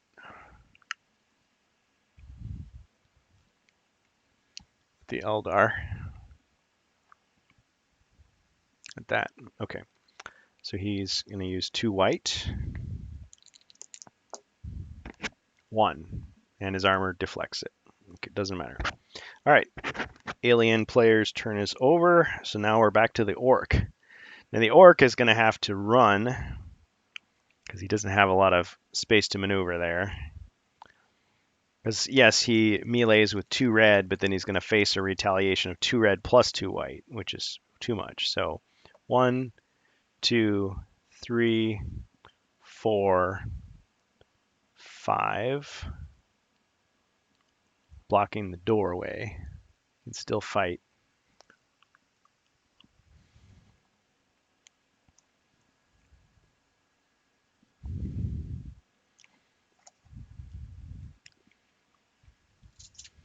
Just aim the light there a little bit better. Okay.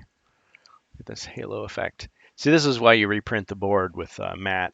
Or I suppose I could put something down. I don't know, a sheet of like matte plastic or something. I don't know, something to get rid of the glare. Using diffuse lighting. Okay, so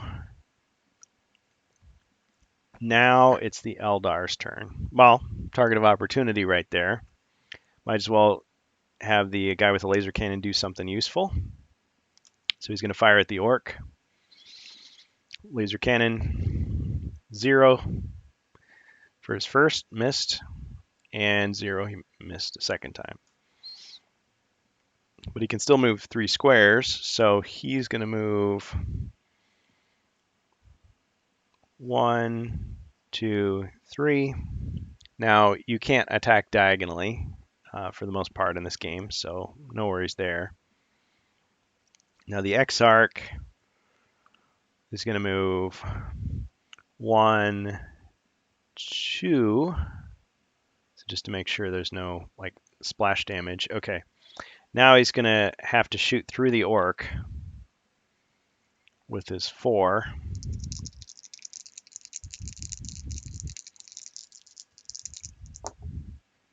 Okay, so we got 2, 3, 4. So he killed the orc easily because he's only got an armor value of 1. So he wasn't worth any points because he's a reinforcement. Oh, no, I'm wrong. I'm totally wrong. He's worth 3 points. So that's 3 more points for the Eldar team. So we'll add that to their list. I think I falsely stated that they had 107, but I was forgetting to subtract all the points they lost. So let's just see what that would be. So it's 107 plus 3, so 110.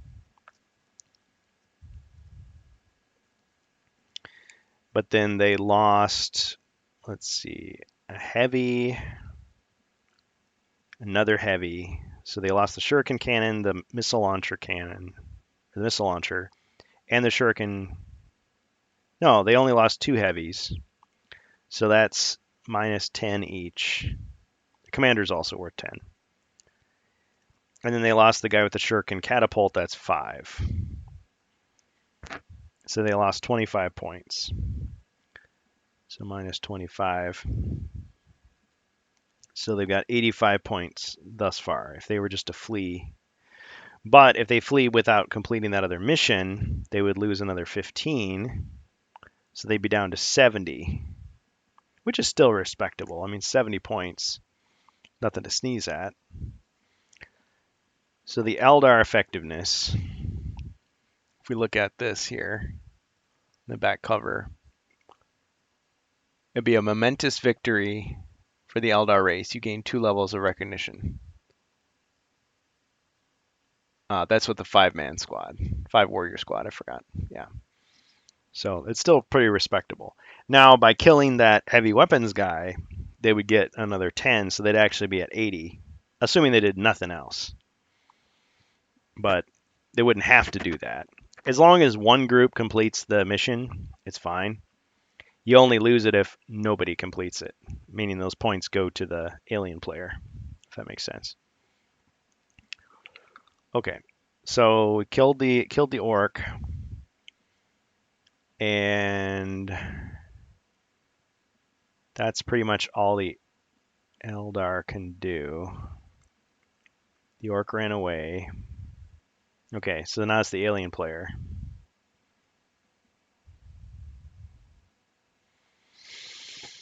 No, wait a minute. Rewind the tape here. So I moved.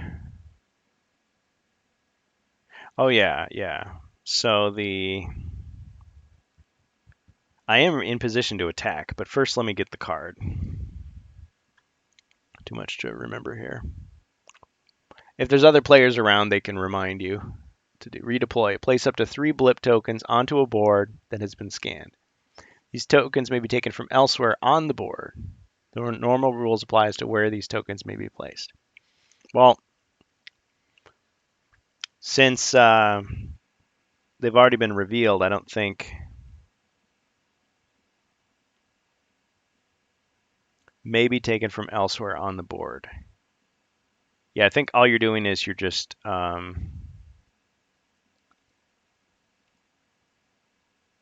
think you're just teleporting them around. It doesn't mean that you get to take some that haven't been revealed yet and put them down. So that just is nothing. Okay.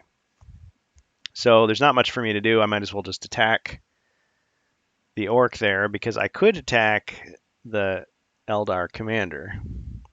He's pretty powerful. We're going to attack the orc. I'm going to attack the orc. So we'll shoot at him with the missile launcher. And we'll say the missile hits center mass. So not that it matters when there's one guy. I'm just being funny because it's fun to put that thing out. Again, that's not part of Space Crusade, but it fits perfectly. It's from Warhammer 40,000, 2008. Assault on Blackreach. Nothing. So he missed. He missed, as the Joker would say.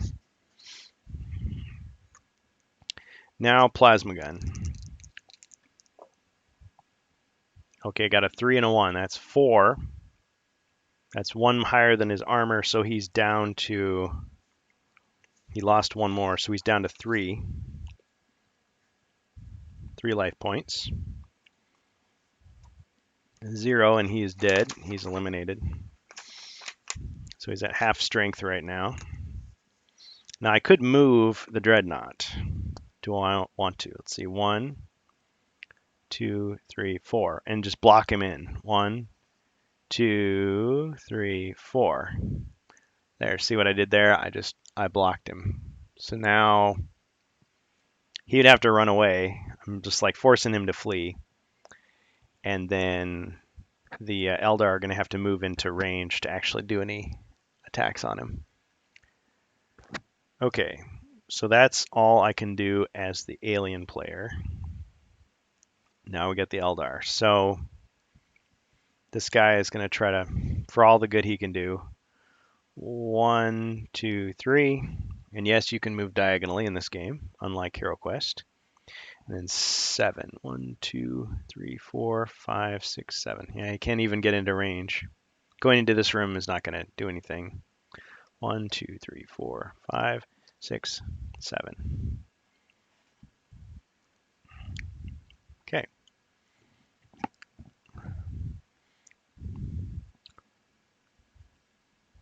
Oh, I forgot to do my 2 heavy bolters. Whoops. Okay, let's pretend back there he did the bolter attack.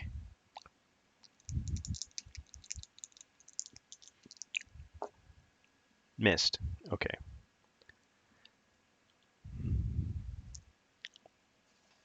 All right. Yeah, because if you're playing with a group of people and like you forget to do something on your turn that doesn't break the game, it's kind of just like forget it. You had your chance. You miss out. When you're by yourself, you can always go, "Oh yeah, I meant to do that." Okay. So Eldar, Orc.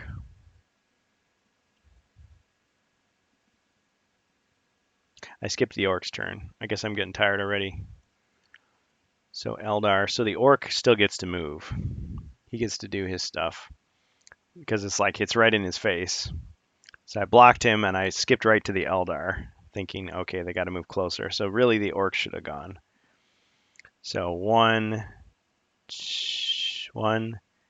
2, 3, 4, and he can still shoot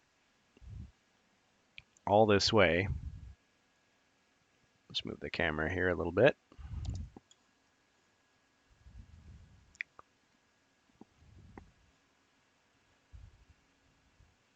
Get more dramatic this way.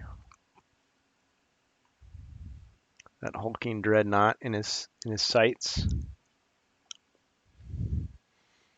Okay, so he's right there, and he can fire through that doorway and hit him. But will he do any damage? We will see. We will see. So it's 2 red combat dice. 2. It's not enough to break the armor. So no dice. We need some more dice. Now, I already had done the Eldar, so we're switching back to the alien player. So first thing, draw the card. I'll get the hang of this. Booby trap. A Marine steps on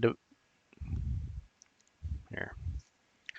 A Marine steps on a defense charge. Pick any one Marine miniature, not a commander, and make a missile launcher attack on that square.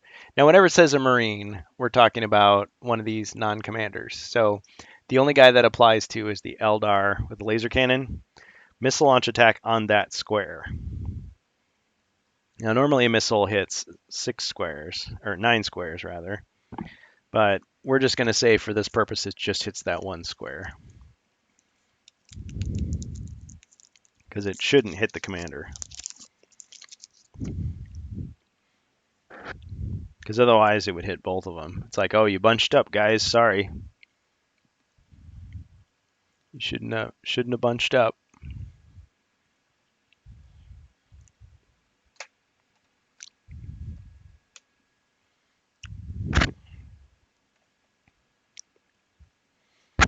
Okay.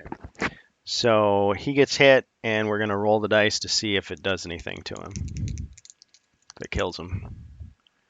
4. Uh-oh. Yep. He's dead. Sorry, buddy. Boom. He got blown up. So that's another. So that's if they had stuck around, they would have lost that guy under these circumstances, possibly. So that's another 10 for the alien player, and another amount they've lost, so they'd be down to 60.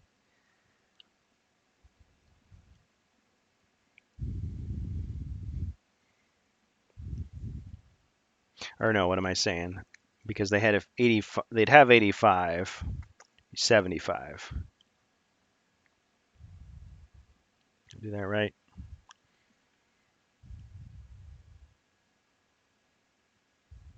Yeah, it'd be down to 75 points. That's still respectable. Still respectable.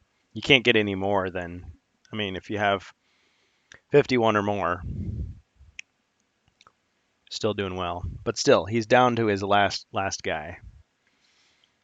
Okay, so that was the alien event. Now the Dreadnought gets to attack. He's going to attack the Orc with a missile. Just imagine that hits him. So that's the only thing he can hit. Can hit the broadside of a barn. He got zeros. Now he's going to shoot him with the plasma. Also missed. Now he's going to shoot him with the dual bolters. 2.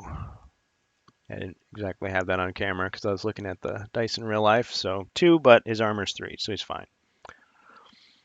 You know what? I don't think I'm going to move. Well, let's see. 1, 2, 3, 4. I could move into position. 1, 2, 3, 4. Just to intimidate him some more.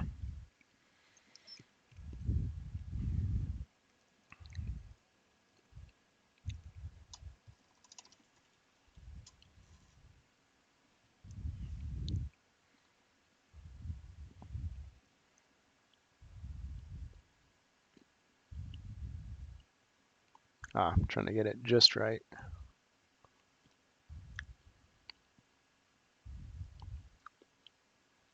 There we go. Okay. Okay, welcome to Erica FNBR, another viewer. So we got 4 people here tonight watching me play Space Crusade, trying to Monday morning quarterback my own game, because I did make a lot of rookie mistakes last time, just in terms of not doing what the alien player was supposed to do. And since I'm the only player, it's like nobody's here to call me on it. So I'm learning the game, playing against myself, as opposed to playing with a group of people where they get mad at you if you do things wrong or take too long on your turn or whatever. So yeah, from the makers of HeroQuest, we're playing this Warhammer 40,000 inspired game. So okay, so all the alien player is done moving the dreadnought. Now we've got the orc again. So once again, he doesn't have a whole lot that he can do other than fire his plasma pistol and hope to do some damage. Hope to. It's like he just keeps rolling until he gets something that actually matters. 4. You didn't see the roll, but it was 4. It's like, oh, a sneaky roll. Just kidding. No, 4. So, but the dreadnought has armor 4. It's got to be higher than 4. Doesn't do any damage. Now he can run, and actually, because the dreadnought moved, I just realized that doorway's open. My giant hand here. He can move. Let's see, 1, 2, 3, 4, 5, 6. Is he out of range? 5, 6. Yeah. Okay, so he's escaped. You can't quite see it, but the doorway is right that square and that square. Here, I'll raise it up so you can see what I'm talking about.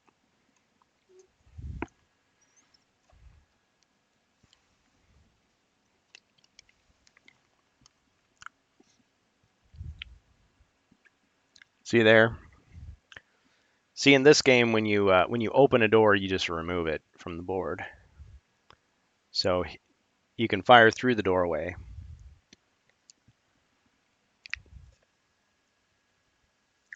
Let's minimize that halo a little bit. Okay. Now, after fleeing, now it's the Eldar's turn. So you got the Eldar Exarch. He's the only one of his squad left. He gets to move 7. Let's see, 1, 2, 3, 4, 5. Yeah, 1, 2, 3, 4. Yeah, because you can move diagonally 5, 4.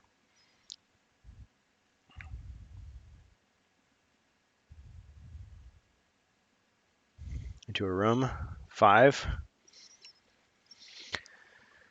Okay, now he's going to fire his 4 with his shuriken pistol. There, and I can actually see what I'm doing here, rolling dice. 1, 2, only 2. So he didn't do anything. He gets a second attack, like he always does. 2, once again. Can't break the armor. This is a tough fight. It's been a tough fight. Good thing I don't have any other monsters to contend with. I mean, I had the 2 Gene Stealers, wiped them out. I got a lucky card for the alien, which was an orc, and then nothing. Killed the orc. Continuing on. But see, they have. Let's see. Have they passed through yet? Yeah. See, the new board doesn't get scanned until they actually cross over, so they could just keep on fighting all day, unless they just get some bad rolls. So now the orc is down to 3 life points, so he's got to be careful. In fact, maybe I should have him use his healing. Yeah, we're going to say that he used his Pain Boy, so that brings his life points back up to 6, so that's been used up now. So all he's got left is his power armor. So now he's back to 6 life points, because you can't use that to save yourself from dying. You got to use it before you die. So we'll just say he used it on his turn. Okay. Now it's the alien player's turn again. So we'll take the evil chaos alien deck and we'll draw alien event card. Battle plan. Each marine player may pick 1 extra order card. Oh, that's actually a good thing for you. Now, when it says each marine player, we don't have any marines playing, but I have been basically assuming every time it says marine, we're really talking about one of these existing factions.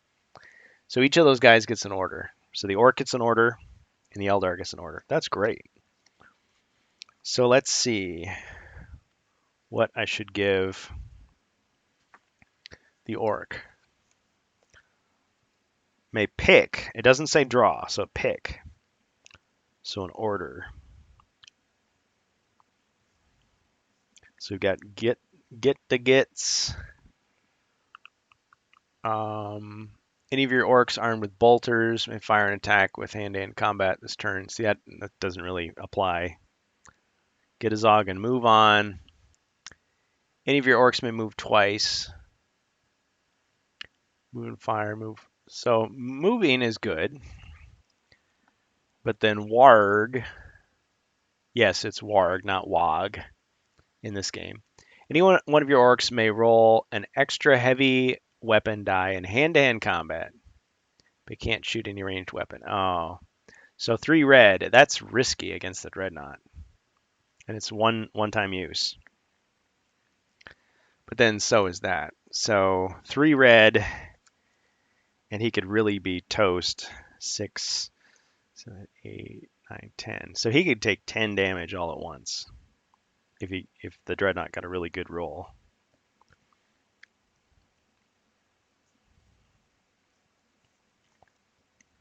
Let's see, I've got those 3, 4. Now I could draw one of these other ones that have been used up though.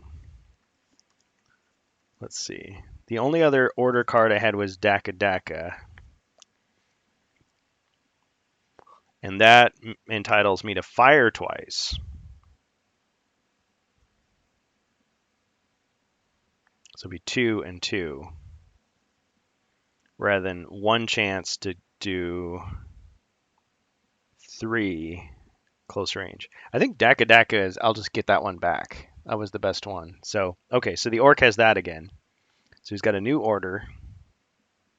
Not a new world order, but a new order. And what should the Eldar get? The Eldar gets a new order card. So dig back into my box over here.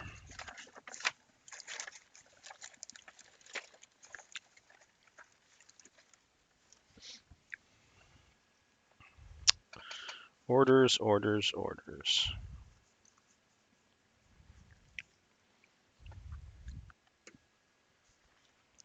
So I've got, let's see, Warlock's Gaze. Yeah, there's no other warriors, so that doesn't help me much. Psychic Attack. Devastating Mental Barrage. Let's see.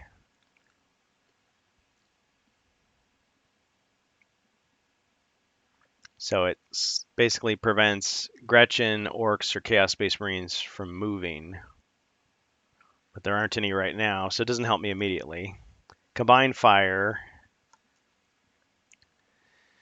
Up to 3 Eldar warriors who are adjacent to each other may combine their attack when firing at one target. Oh, that would have been useful earlier, but those guys are gone, so never mind. Lightning speed.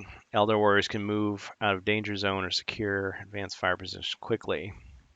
Each of your Eldar warriors, doesn't say the Exarch, may move twice. Darn. Distraction. Your Exarch can... Oh, see, that was the only... Well, let me see of the orders I've already used up. What would be helpful?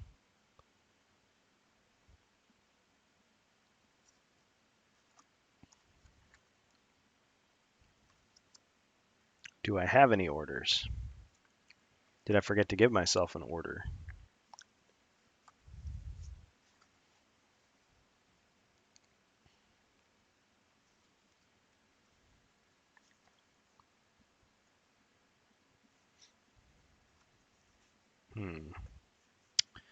Looking here.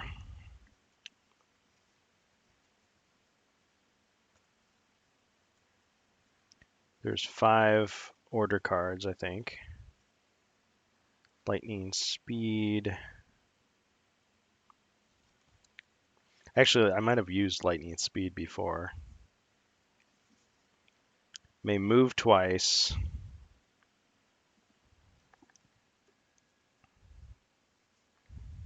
I'm kind of confused here. I don't remember using an order.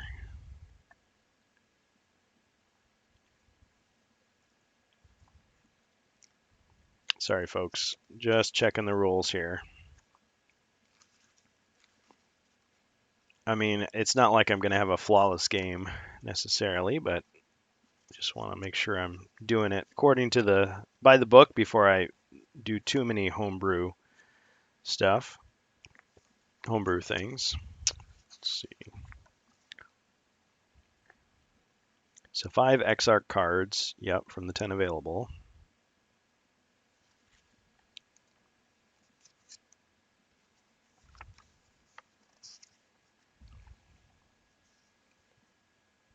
There's only 4 order cards. So I had to have had one before. And if I look at the ranks, they don't use ranks, but I mean, they have these levels here. So technically he'd be a Dark Stalker if he completed this mission.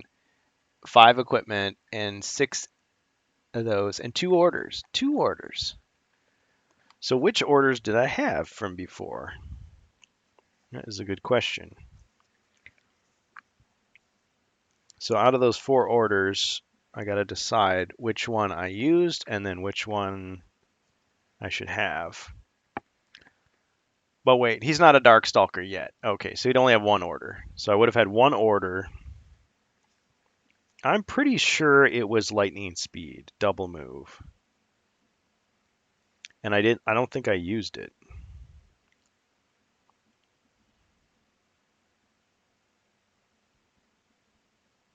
Move twice or attack twice. Well, 1 extra. Oh yeah, Warlock's Gaze. That's a really good one. So I think I had this and I used it already. So I'm just going to get it back. But the problem is it says Warrior. It doesn't say Exarch. So it may be that no matter what card I get, none of them are going to help me. Unless I just do a homebrew and say, you know what, it applies to me.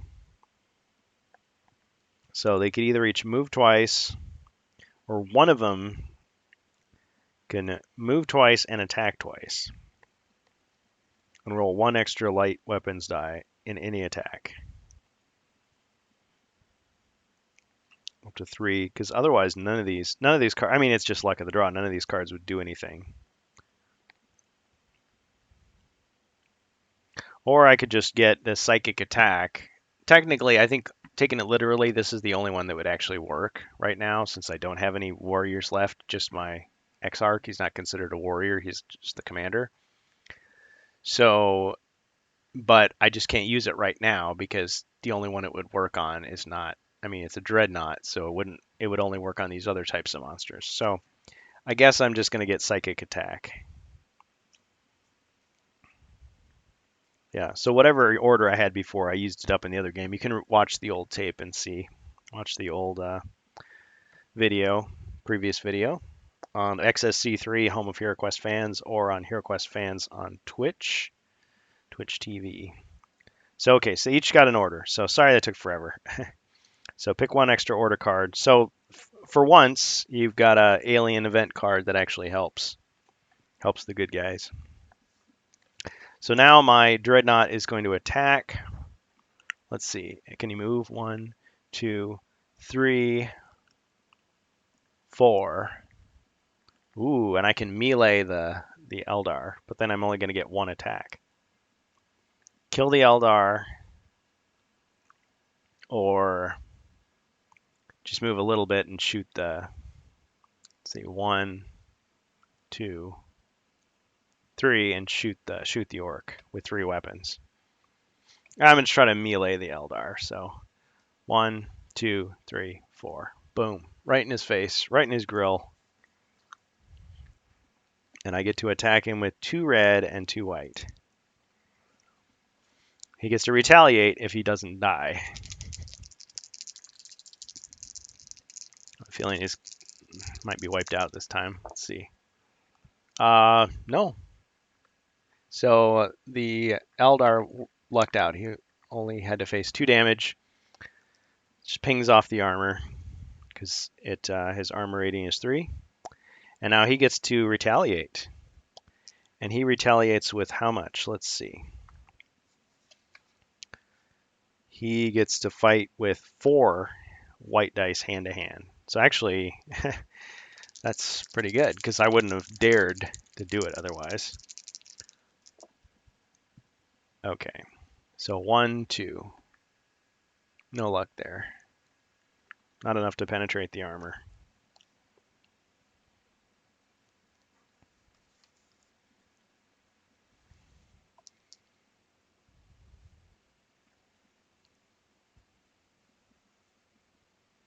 Oh yeah, I should add to my information sheets the extras that I got. So Daka Daka is back for the orcs. And for the psychic attack for the Eldar. Well, see, it still says the Eldar warriors can combine their psychic power. I guess none of them actually work. So, but then it says the squad. I guess if I'm interpreting it liberally, it could do something, maybe. I don't know. Psychic attack for the Eldar.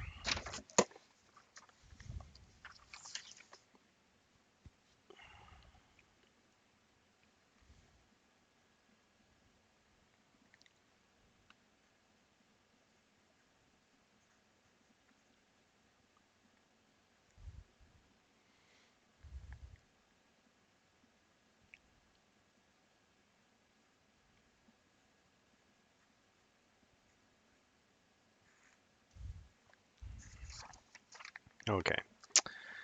All right. So I got to save some of my energy here tonight because I do want to do the reading, the dramatic reading of the HeroQuest novel. So we might have to put a hard pause on this game at a certain point, just so I can do that. I'm going to allow myself at least an hour to do that. Just checking the stream. CaxIps06, welcome. So now we've got 5 people in the chat. So welcome everybody.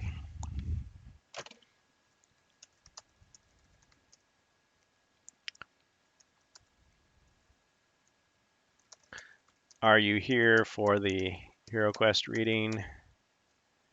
That should be next after the Space Crusade game.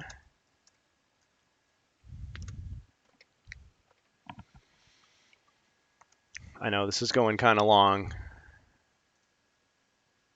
but we'll do our best here. Wow. Okay, so the melee attack failed, unfortunately. Now that was the end of the alien player's turn. So now we're back to the orcs. So my one surviving orc, this orc commander,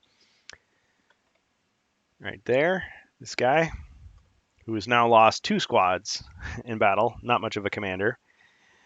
He is going to use his, he might as well, his newly found order of Daka Daka, so he can fire twice. So he's going to attack the Dreadnought, of course, because we got to take that Dreadnought out. We just have to. Okay, 2. So nothing. Well, it was actually a 0, 2 and a 0. So it failed. Try again.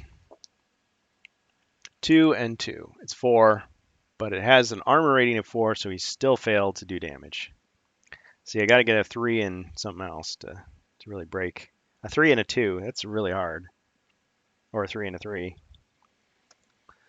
Okay, so that failed. He still gets to move though, so he's going to move out of the way. Let's see, 1, 2, 3, 4, 5, 6. He can move all the way there. Let's see, 1, 2, 3, 4.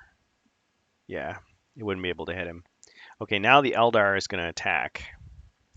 Just like the name of the expansion that he comes from, Eldar Attack, released in 1991 for Space Crusade. And I really lucked out getting that when I bought it off Board Game Geek. No promotion here, but the guy that sold to me, he had almost the complete game, and then he had the Eldar Attack, everything except for the box. And it was like, wow, that's great. Because normally those expansions cost like $100, $200 by themselves. And then the game itself tends to be like 220. So overall, I got it for less than 200 for both of those. Now, forget getting Mission Dreadnought. That's going to be another $200. I'm not gonna go for it.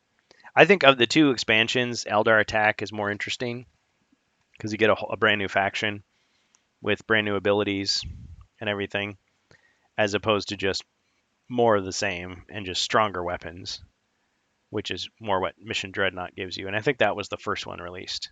So the second one, they added a little bit more interesting stuff. Okay, so let's see what. See, I'm trapped in this room now. But melee is so dangerous that I think we're going to move back. 1, 2, 3, 4, 5, 6. And we're just going to shoot twice at the enemy.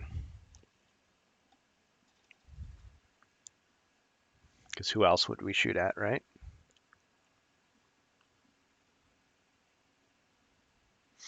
All right, so we're going to shoot with 4. And of course, as usual, he gets to attack twice. I'm not too worried about him because he does have a lot of stuff to protect himself with. The Eldar commander, the Warlock, or whatever what you want to call him. Okay, that was a cockeyed die. We'll roll that one again. Okay, so it was only 2. Sorry, you didn't see that there. It's 2. So failed to break the armor. Okay, so now it's the alien player's turn again. How long could this go on for? Week after week. It's like, you play chess. It's like, another stalemate. Darn it.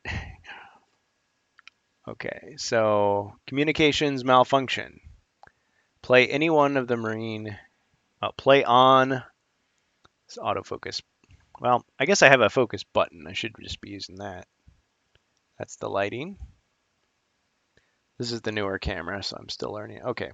Yeah, it's got a manual focus. So play on any one of the marine players. That player may not use any order cards on his next turn. Ooh, okay. Well, since the orc just used up his order, and the Exarch is the only one that applies to, and it's not an order that really helps him anyway because he doesn't have any Eldar warriors, no one to use it on. Fine. So that card is pretty much wasted for the alien player. Whatever. Okay, now let's get to the meat of it. So now I get to move the Dreadnought. Now I've got him right where I want him. So I could just attack away at the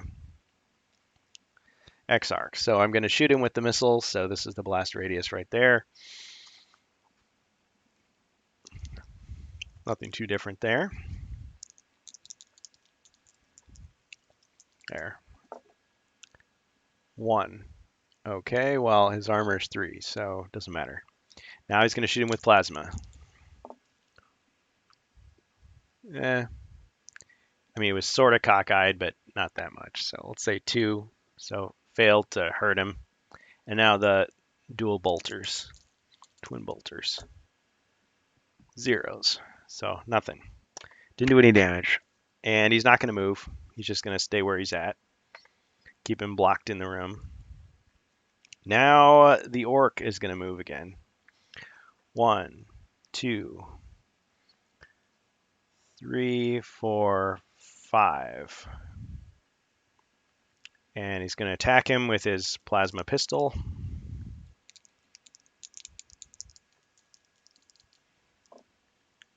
3. It's a good hit, but doesn't actually do any damage. So this feels like a stalemate. It really does. But in theory, he could get a good roll, and that would be the end of the Dreadnought. Or at least it would be damaged, which takes away one of its weapons, which makes it easier to kill, and so on and so forth. But without a squad, it's so much harder. Okay, the Exarch is going to attack. He doesn't have much choice.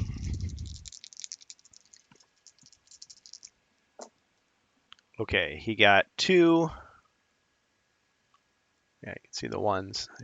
So it didn't do any damage. He gets to fire again. And he got 3. But still not enough. It's got to be more than 4. I got to look on camera. Sorry about that, folks. Okay. And there's nowhere he can move. Yes, there is. Technically, it can't fire diagonally, I don't think. So he could go 1, 2, 3, 4, and it can't hit him. Am I right about that?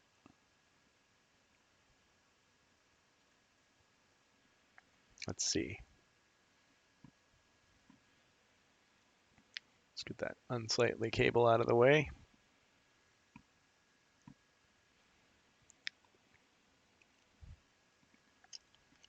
There.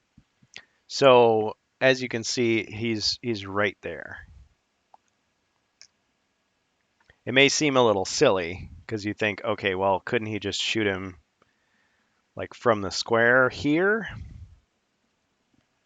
Right? Let me just check to see if there's anything in the rule book about it.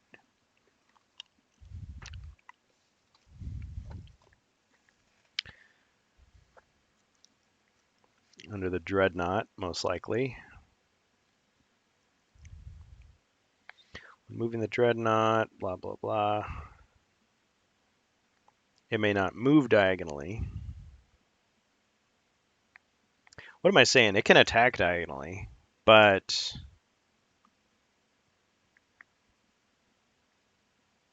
it can't attack in melee direct diagonally. You know what? I'm going to do the old thing where you decide whether it hits or not by a die roll. So it's a controversy. Let's find out. So we're going to roll a die, and if it's a 0, the Exarch is not in range. If it's anything else, he is in range and can be fired upon. Okay, so he's not in range. All right, that's that. Okay, so in that case, I'm just going to fire on the orc. So we'll shoot him with the missile first. So this is little umbrella hat.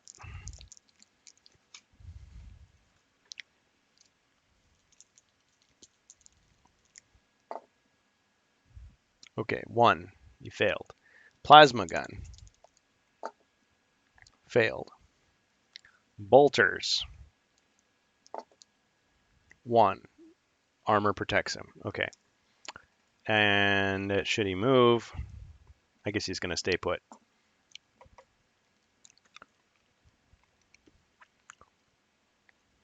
Did I forget to draw a card? All right, let's say I draw a card.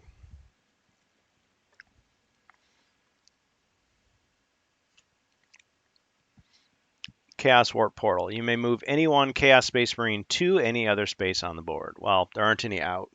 Hey, that would be a nice thing. To grab that Space Commander. See, that's my chance to end the game early. I can get that Chaos Space Marine. I'm breaking the rules by doing this because technically he's not out there yet, but I'm kind of getting tired and kind of wanting to end this, so I'm going to make an executive decision and say that yes, we can put him out on the board. So I'm going to go ahead and grab this guy, and because I feel like this mission is going to go on forever, and it might still. So we're going to grab him and we're going to put him right here. There, he just teleported in. There he is with his heavy weapon. What kind of heavy weapon is it? Let's decide. I mean, this looks like a missile launcher to me. Don't you think? Missile launcher? So we'll put him here and we'll say, there he is. And so I do get to use him, I think. So he's going to fire on the orc with, of course, 2 red dice. 1 didn't do any damage. All right. Should he get to move as well? I could divert them. Nah, he's going to stay put. Okay, so alien player's turn is over. Now the orc is going to move. So, Target of opportunity. It's tempting. Now the Chaos Space Marine only has 2 armor. So we could shoot him and kill him. And if he's the secondary, yeah, if he's the secondary, he'd be worth some points. I mean, there's a blip token out there somewhere of a heavy Chaos Space Marine. Okay, so 4. You didn't see that, but that was definitely 4. So he killed him easily. Blew him up. Let me check my blip tokens to see. I'm pretty sure there is a blip token of the heavy Chaos Space Marine, and he's worth some points. And is there more than one? Let's see, I gotta look through my pile here. Just gonna keep them all in my hand because it's kind of a mess to sort through them all. Normally they're only worth 5. I'm pretty sure he's gonna be worth 10. I would be shocked if he wasn't. Don't have the whole game memorized, but that tends to be how it goes because that's how it is. Yeah, 10. So let's say it's not a special one that came out of nowhere. He disappeared from one of those other areas and came here.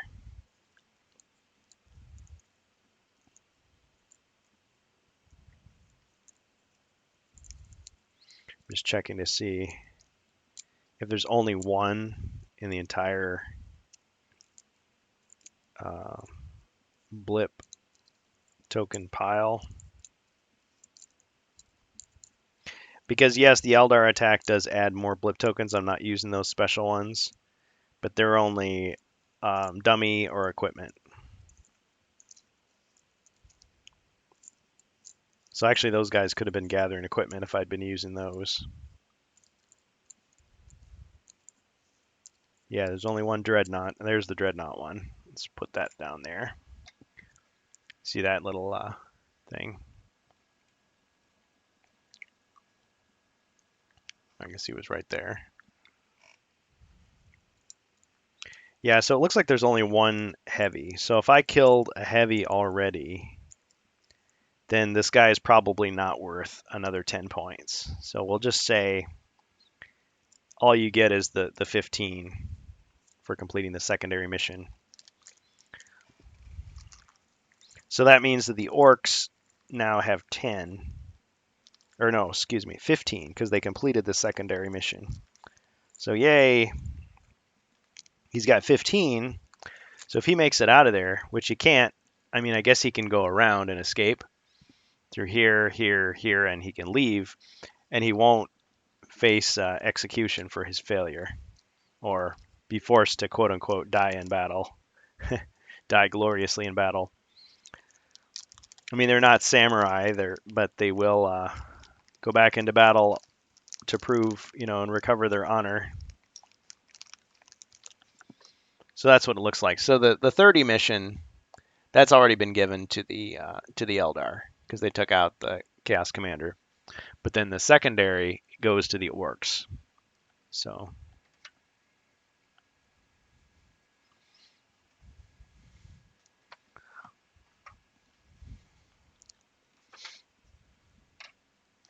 an extra 15 for them. So now he had 0 before. So having 15 is a big deal. All right. So killed this guy. Take him out.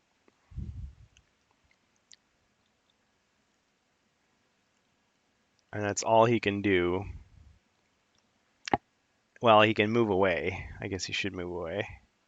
Move to a safer planet. 1, 2, 3, 4, 5, 6. 6. Right there. Okay. And then the Eldar is still trapped. So he's going to have to move 1. It's like he can move so close that the missile would damage the Dreadnought, but no, he can't do that. It's not possible. Because if he's that close, the Dreadnought is just going to melee him. Hand-to-hand combat. Or robot arm to hand combat, something like that. Okay, he's going to fire twice like he normally does.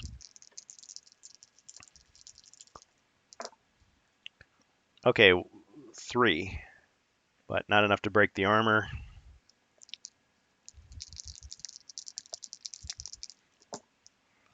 And all zeros. So he failed. Okay, now it's the alien player's turn. Draw the card first, or I'll forget to do it, honestly. Gene Stealers. Again, place a Gene Stealer next to any one Marine or Commander miniature. The Gene Stealer may attack and move as normal this turn. Okay, so I can attack one of my choice.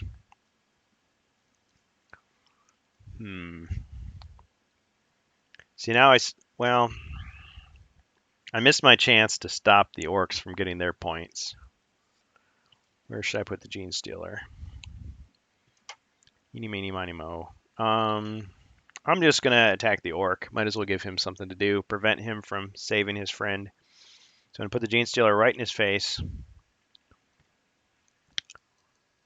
And it's going to attack. It attacks with 2 red, because it can only do melee attacks.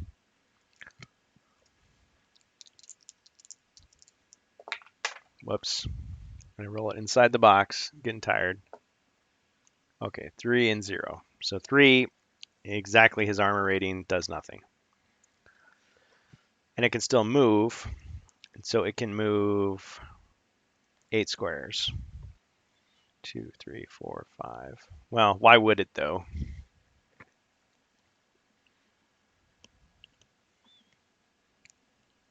Because he could either back up and shoot it, or he could just melee it right there. Fine, I'll force him to waste his move. I'll move 1, like that. Okay. So I did that. Now the Dreadnought is going to attack the Eldar. So first it attacks with a missile launcher. Let's try over here. It's a little easier to see. 3. Failed. So that was with the missiles. Now with the plasma. 5. Uh-oh. So 2 damage above. He's going to lose 2 cards. That's a shame. Okay, well, sustained assault would have been a nice ability, but there's only 1 enemy. Or, well, there's 2 enemies. So we're going to say that one's gone. And what else? Hate to lose anything. Don't want to lose the armor points. Don't want to lose the stay alive, the 2 spaces. Crack shot is so useful. 1 extra light weapons die. Because rolling 4. That's a shame, but I guess we're gonna lose crack shot. So his attack effectiveness is gonna go down. It's gonna be even harder to win. But it'll still be hard to kill, is the thing. Let's grab a little water. Cheers, dead gamer.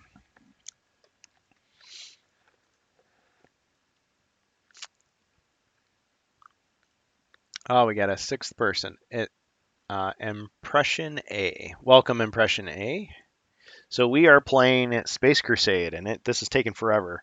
So I thought that I was going to play Monday morning quarterback here. I was going to say, you know what? I should have done X, Y, and Z last time because I was learning the rules. I'm going to put the guys back on the board and see if they could still survive instead of having the orc, turn tail and flee and then end up dead because he failed in his mission. I put back one of the Eldar that was killed because they shouldn't have died. Same thing with the orcs. So they each had 1 extra guy, but they lost those guys fairly quickly. And they're just not doing very well. They're not making much headway. Now, the orcs did get 15 points, so he's not a dead man, dead orc. but the Eldar is in a tight spot. He's lost an extra guy. And if he makes it out of here alive, he could still do okay. But it's not looking good. So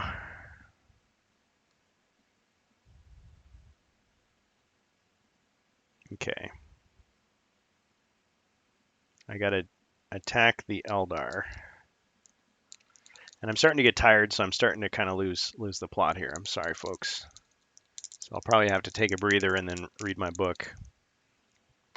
And I can read the book to you, read some Hero Quest, because I really want to do that. I mean, I skipped it last time, and I skipped the stream yesterday, and I felt bad about it. I mean, I got a lot done, but it's like, you're expecting to stream, so I want to give you something. A Jedi deserves a battle if you're a Jedi.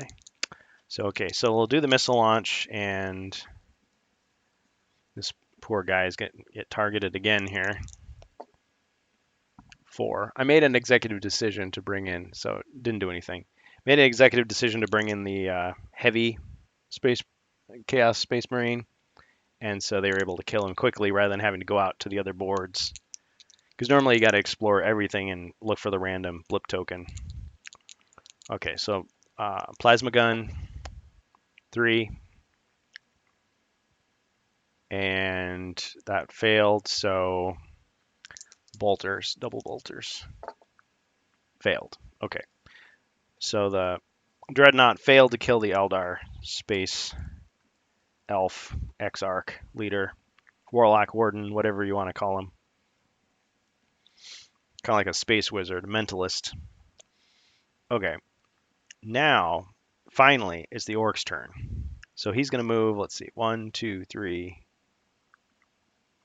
Yeah. 1, 2, 3. And he's going to attack the Gene Stealer. Now, he's not going to get any points if he kills him, because he was just spawned in by the card. Not worth any points, but still, get rid of a threat, because he is a pretty big threat. He's 3 armor, 2 red dice for attack. So he's shooting him with a plasma pistol, and he gets 3. His armor rating is 3, so it doesn't kill him. So unfortunately, that's all the Orc can do. Now the Exarch. He has no choice but to fire. Now he lost his crack shot, so he only fires 3 now. His shuriken pistol only fires 3. Now his hand-to-hand is 4, but the problem is the Dreadnought is so powerful in hand-to-hand combat. You know what? I might just risk it, because I just realized, because I've got this mental projection, he can dodge out of the way if he fails. Now, if he does damage, I guess it says the combat didn't take place, so maybe he didn't really do damage. So that's the only thing. But at least you don't die. So I'm going to move forward, but then the thing is going to get to attack me again the next turn. But I can still dodge out of the way. Yeah, I can dodge out of the way either way. Okay, so he's going to move forward 1, and he's going to melee him with 4. Desperate times call for what? Okay. 4, but still not enough. Okay, so now it swings back at him with 2 red and 2 white. Now he's got to get more than 4. Oh yeah, because it's 4. Whoever gets higher is the one that hits. So I've been playing it wrong. So you're supposed to do the 2 melee. Whoever gets higher is the one that actually hits. 2. So he hits, but because of the armor, it doesn't do any damage. Okay, that's really how you're supposed to do it. So the first person rolls the dice. Whatever they get, okay, it's got to be above their armor to actually do damage. The second person gets to roll. The target gets to roll back in retaliation. And if they get higher than the other person, then they actually score. If it's the same, then it's just nothing. And it's still got to beat their armor. So that's how you really play. Again, if I were just controlling one faction, it'd be so much easier to keep track. But I'm trying. Okay, so Eldar did their turn. Now it's back to the alien player. So first of all, the Gene Stealer is going to move forward. 1, 2. get right in the orc's face. I like how no matter what, he's going to be overlapping the square, so he's just like grabbing him with his claws. He's going to attack with 2 heavy red dice. 5. Uh-oh. So that's 2 more than his armor. Well, let's see if he does anything in return. So he melees, so it's 5. So he's going to melee him back. See what he gets. 1. Okay. So clearly 5 wins. And his armor is 3, so it's 2 above. So he loses 2 life points. And so previously he had healed himself back up to 6, so he's down to 4 again. I'm just writing that down on the information sheet. See, I have these little sheets that I created to make it a little easier to keep track of stuff. So my little fun drawing there, little spreadsheet. Because really they don't give you much to work with in the actual game. You've got to keep track of quite a bit.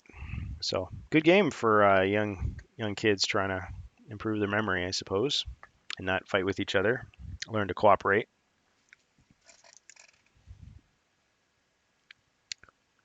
All right. So that was the Genestealer interaction, and now the Dreadnought is going to try to melee the elf. So he gets 2 red and 2 white.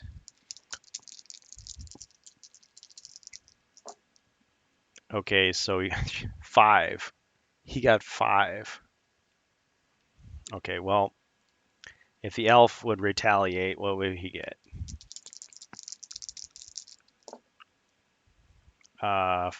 3. So 5 clearly wins, but because he has mental projection, mentally project an image of himself. So apparently it works against dreadnoughts. Now, in the Warhammer 40,000 mythos, the dreadnoughts are not full robots. They actually have a biological component inside them. Could be a brain in the jar, could be a guy just inside. And so, whatever. But whatever you want to say, it fools the machine. It fools him. And so he moves 2 squares out of the way. So 1, 2. I mean, he's out of range at the combat. 1, up to 2 squares. Okay, so we'll just say 1. He moves there, and he's. Did we decide that he was out of range when we did the dice roll? Yes, we did. Okay, so he moves out of range.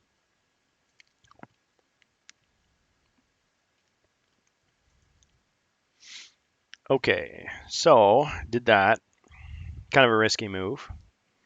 Now we're back to the orc. Now the orc can do 2 red, but it's riskier than shooting at him. So he's going to move 1, 2, 3. I was thinking if he could somehow get the dreadnought to shoot him with a missile and blow up his own bad guy there. Switching back cameras. Okay, 2 zeros. So he missed. What a shame.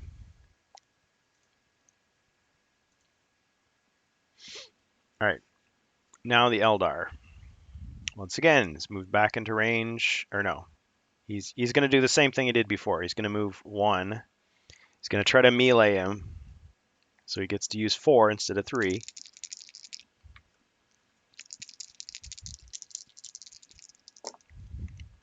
And he got 2. Not enough. Okay, alien player. I think the aliens got this one. I just have a feeling.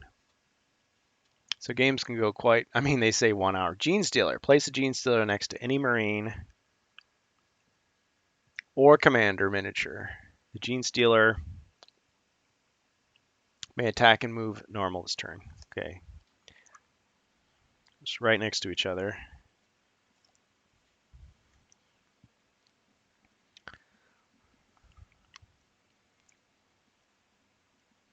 Yeah, I'm going to, whoops. I'm going to put it right in his face right here. So it gets to attack. Attacking the Orc Commander. The Orc Nob stands for Noble. nobleman. So 2. It's not enough to beat his armor. So if he did it in retaliation, so 2, 4. Uh-oh. 4. So his armor rating is only 3, and he's got 1 life point, so he just killed him. So this guy just got himself iced right then and there. He's too eager, too desirous for fame. There we go, just autofocus. So he killed another one. Too bad it wasn't worth any points. All right, so he killed the Gene Stealer in retaliation. Okay, so the other Gene Stealer gets to move because I pulled out the Gene Stealer, and then this one gets to move. 1, 2, 3, up in his face, attacking him again. So I guess the Gene Stealer, every time it attacks, it does risk getting itself killed because it can only melee, only use hand to hand. So 1. Okay, now the orc gets to retaliate. 4. He killed it. Wow. Too bad. Too bad he doesn't have something that protects him from melee combat because he could run forward and just maybe he should just punch the dreadnought. I mean, he's got 4 health, 4 life points. He might kill himself doing it. Makes you wonder. Okay, so the dreadnought realizes it might be in trouble. So it is going to try to, well, let's see, it could further damage the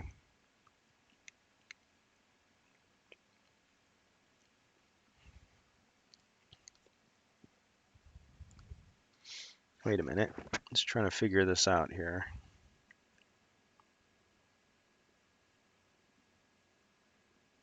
The only thing I'm forgetting is how come the Exarch attacks with 3 or at 4 with close range.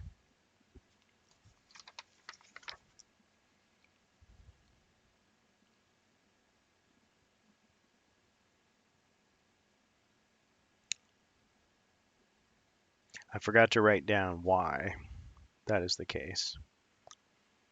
So I'm just going to check my cards real quick because I may be wrong about that. This comic can deliver incredibly powerful blows. Mighty Strike. So technically this card is used up. I forgot to write it off my... See, I have that sheet for a reason. So he is back down to 3 combat dice. So there's really no reason why he would favor melee versus ranged. He's back to 3 and 3. So that since that's been used up, I should cross that off. So sorry about that, folks. But it wouldn't have made any difference in the battle, but I probably wouldn't have tried to do that if I had remembered that that was the case. It's only good for 1 use. Well, no, it's good for multiple uses, but I mean, he got hit, so he lost it. So it was turned off. So, okay, so hand to hand is just 3. And ranged is 3 because crack shot is gone. So the Eldar strikes with 3 close range, well, 3 at ranged and 3 melee. Okay. So he failed his attack.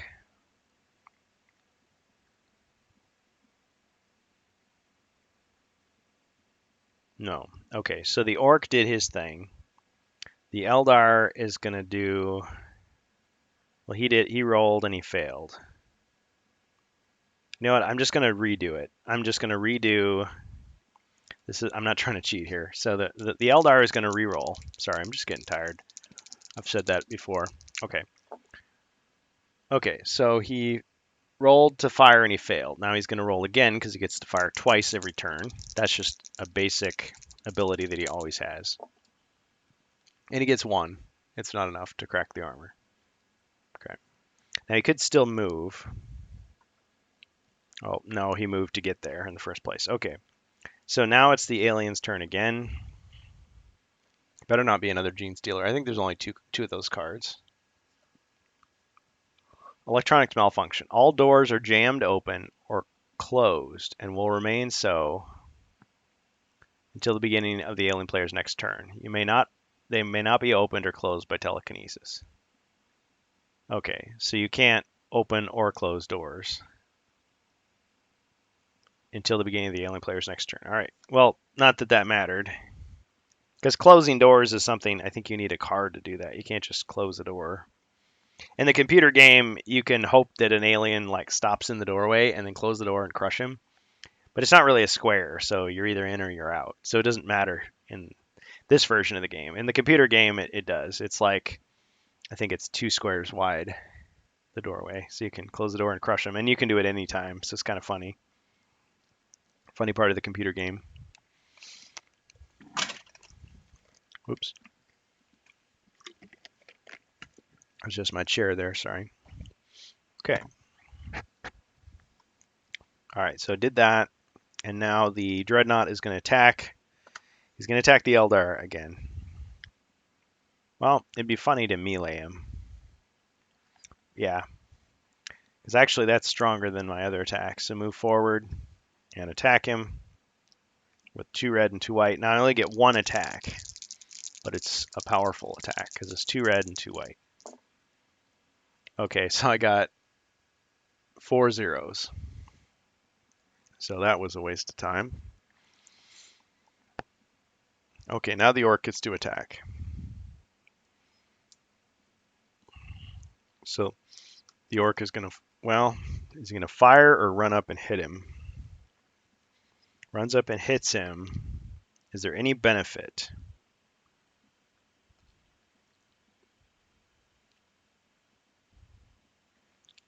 It's safer to fire.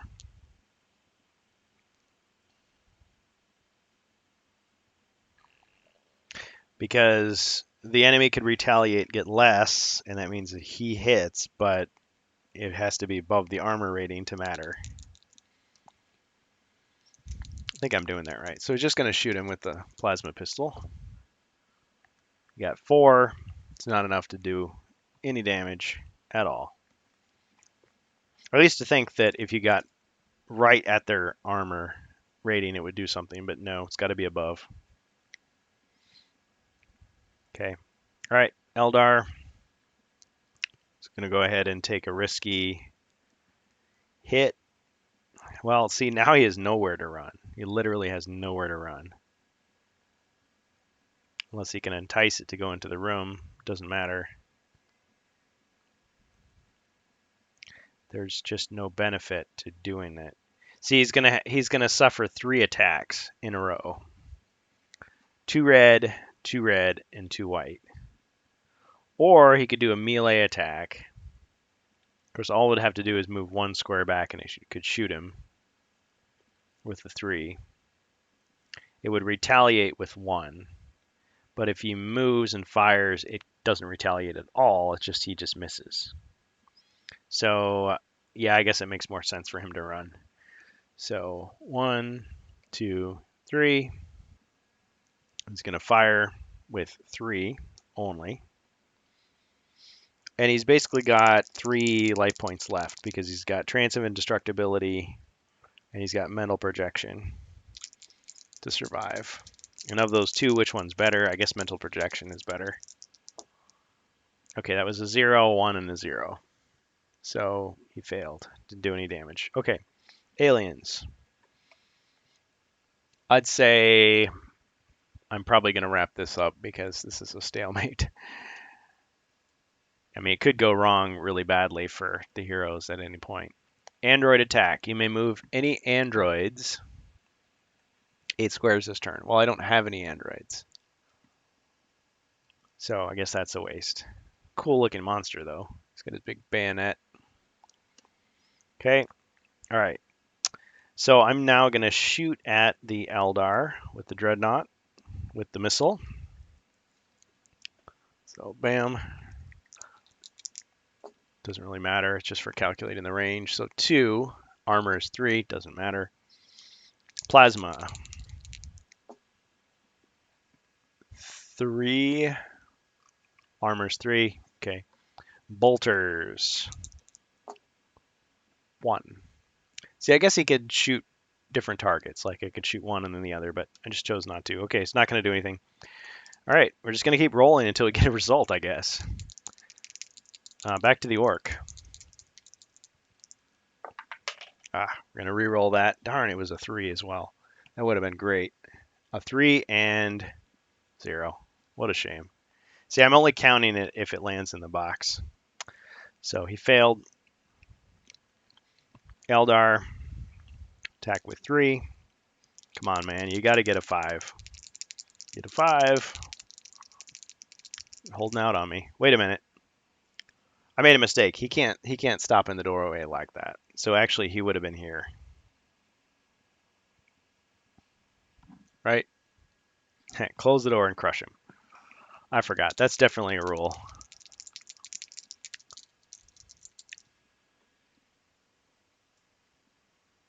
Okay. Okay, Eldar is firing. 3. Not enough. All right, alien player. Space Warp. You may move any one of the 4 game boards around so that its sides face a different direction. Okay. Not that that matters a whole lot.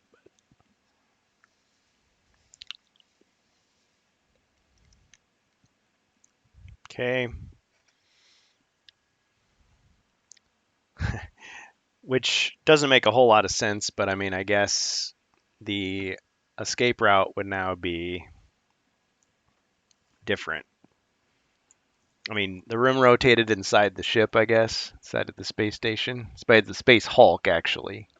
It's an abandoned ship. So the exit would be here now. So I guess, yeah, whatever.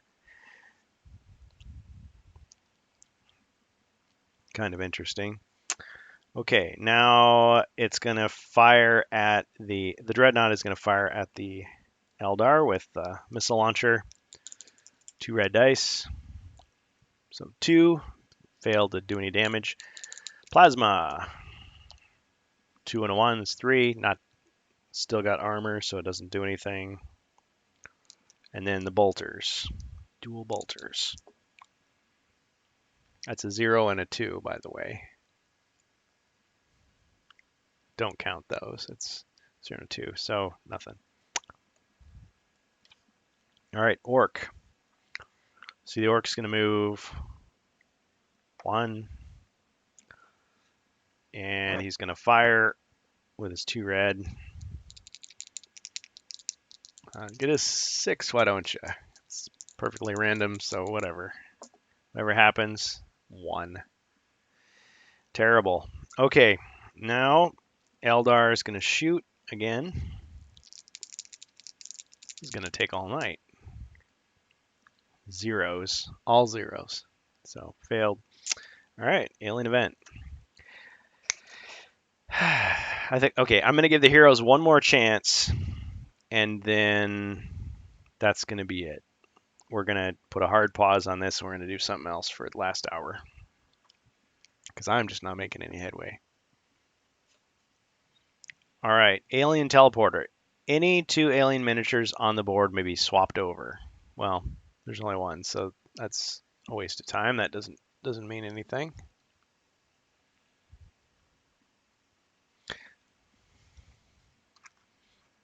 All right. We're going to shoot at... Let's shoot at the orc this time. Maybe we can kill the orc. Put him out of his misery. With the Dreadnought missile. 3. Well, his armor defeats it. Okay, I've got plasma. I'm going to shoot the Eldar now. 3, his armor. Okay, bolters at the Eldar. 0, missed. Okay. All right, this is it. If they don't do some damage, we're just gonna pause, and we'll have to pick up this particular game some other time. We've already gone. Let's see, almost 3 hours. Amazing. I mean, there was some setup. I did kind of talk a little bit at the start, but still, the game's only supposed to be like 1 to 2 hours. This is a follow-up from when we previously played. Okay, so the orc is firing. You got it 3 only. See, if only that 6 had counted. So 3, So he failed. So Eldar.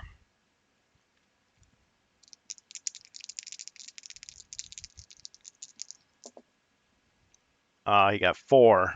Still not enough to break the armor. Okay. Well, we'll just put a hard pause right there. I'm just going to pause the game, and now we're going to do something completely different. Well, not completely different. We are going to read some HeroQuest.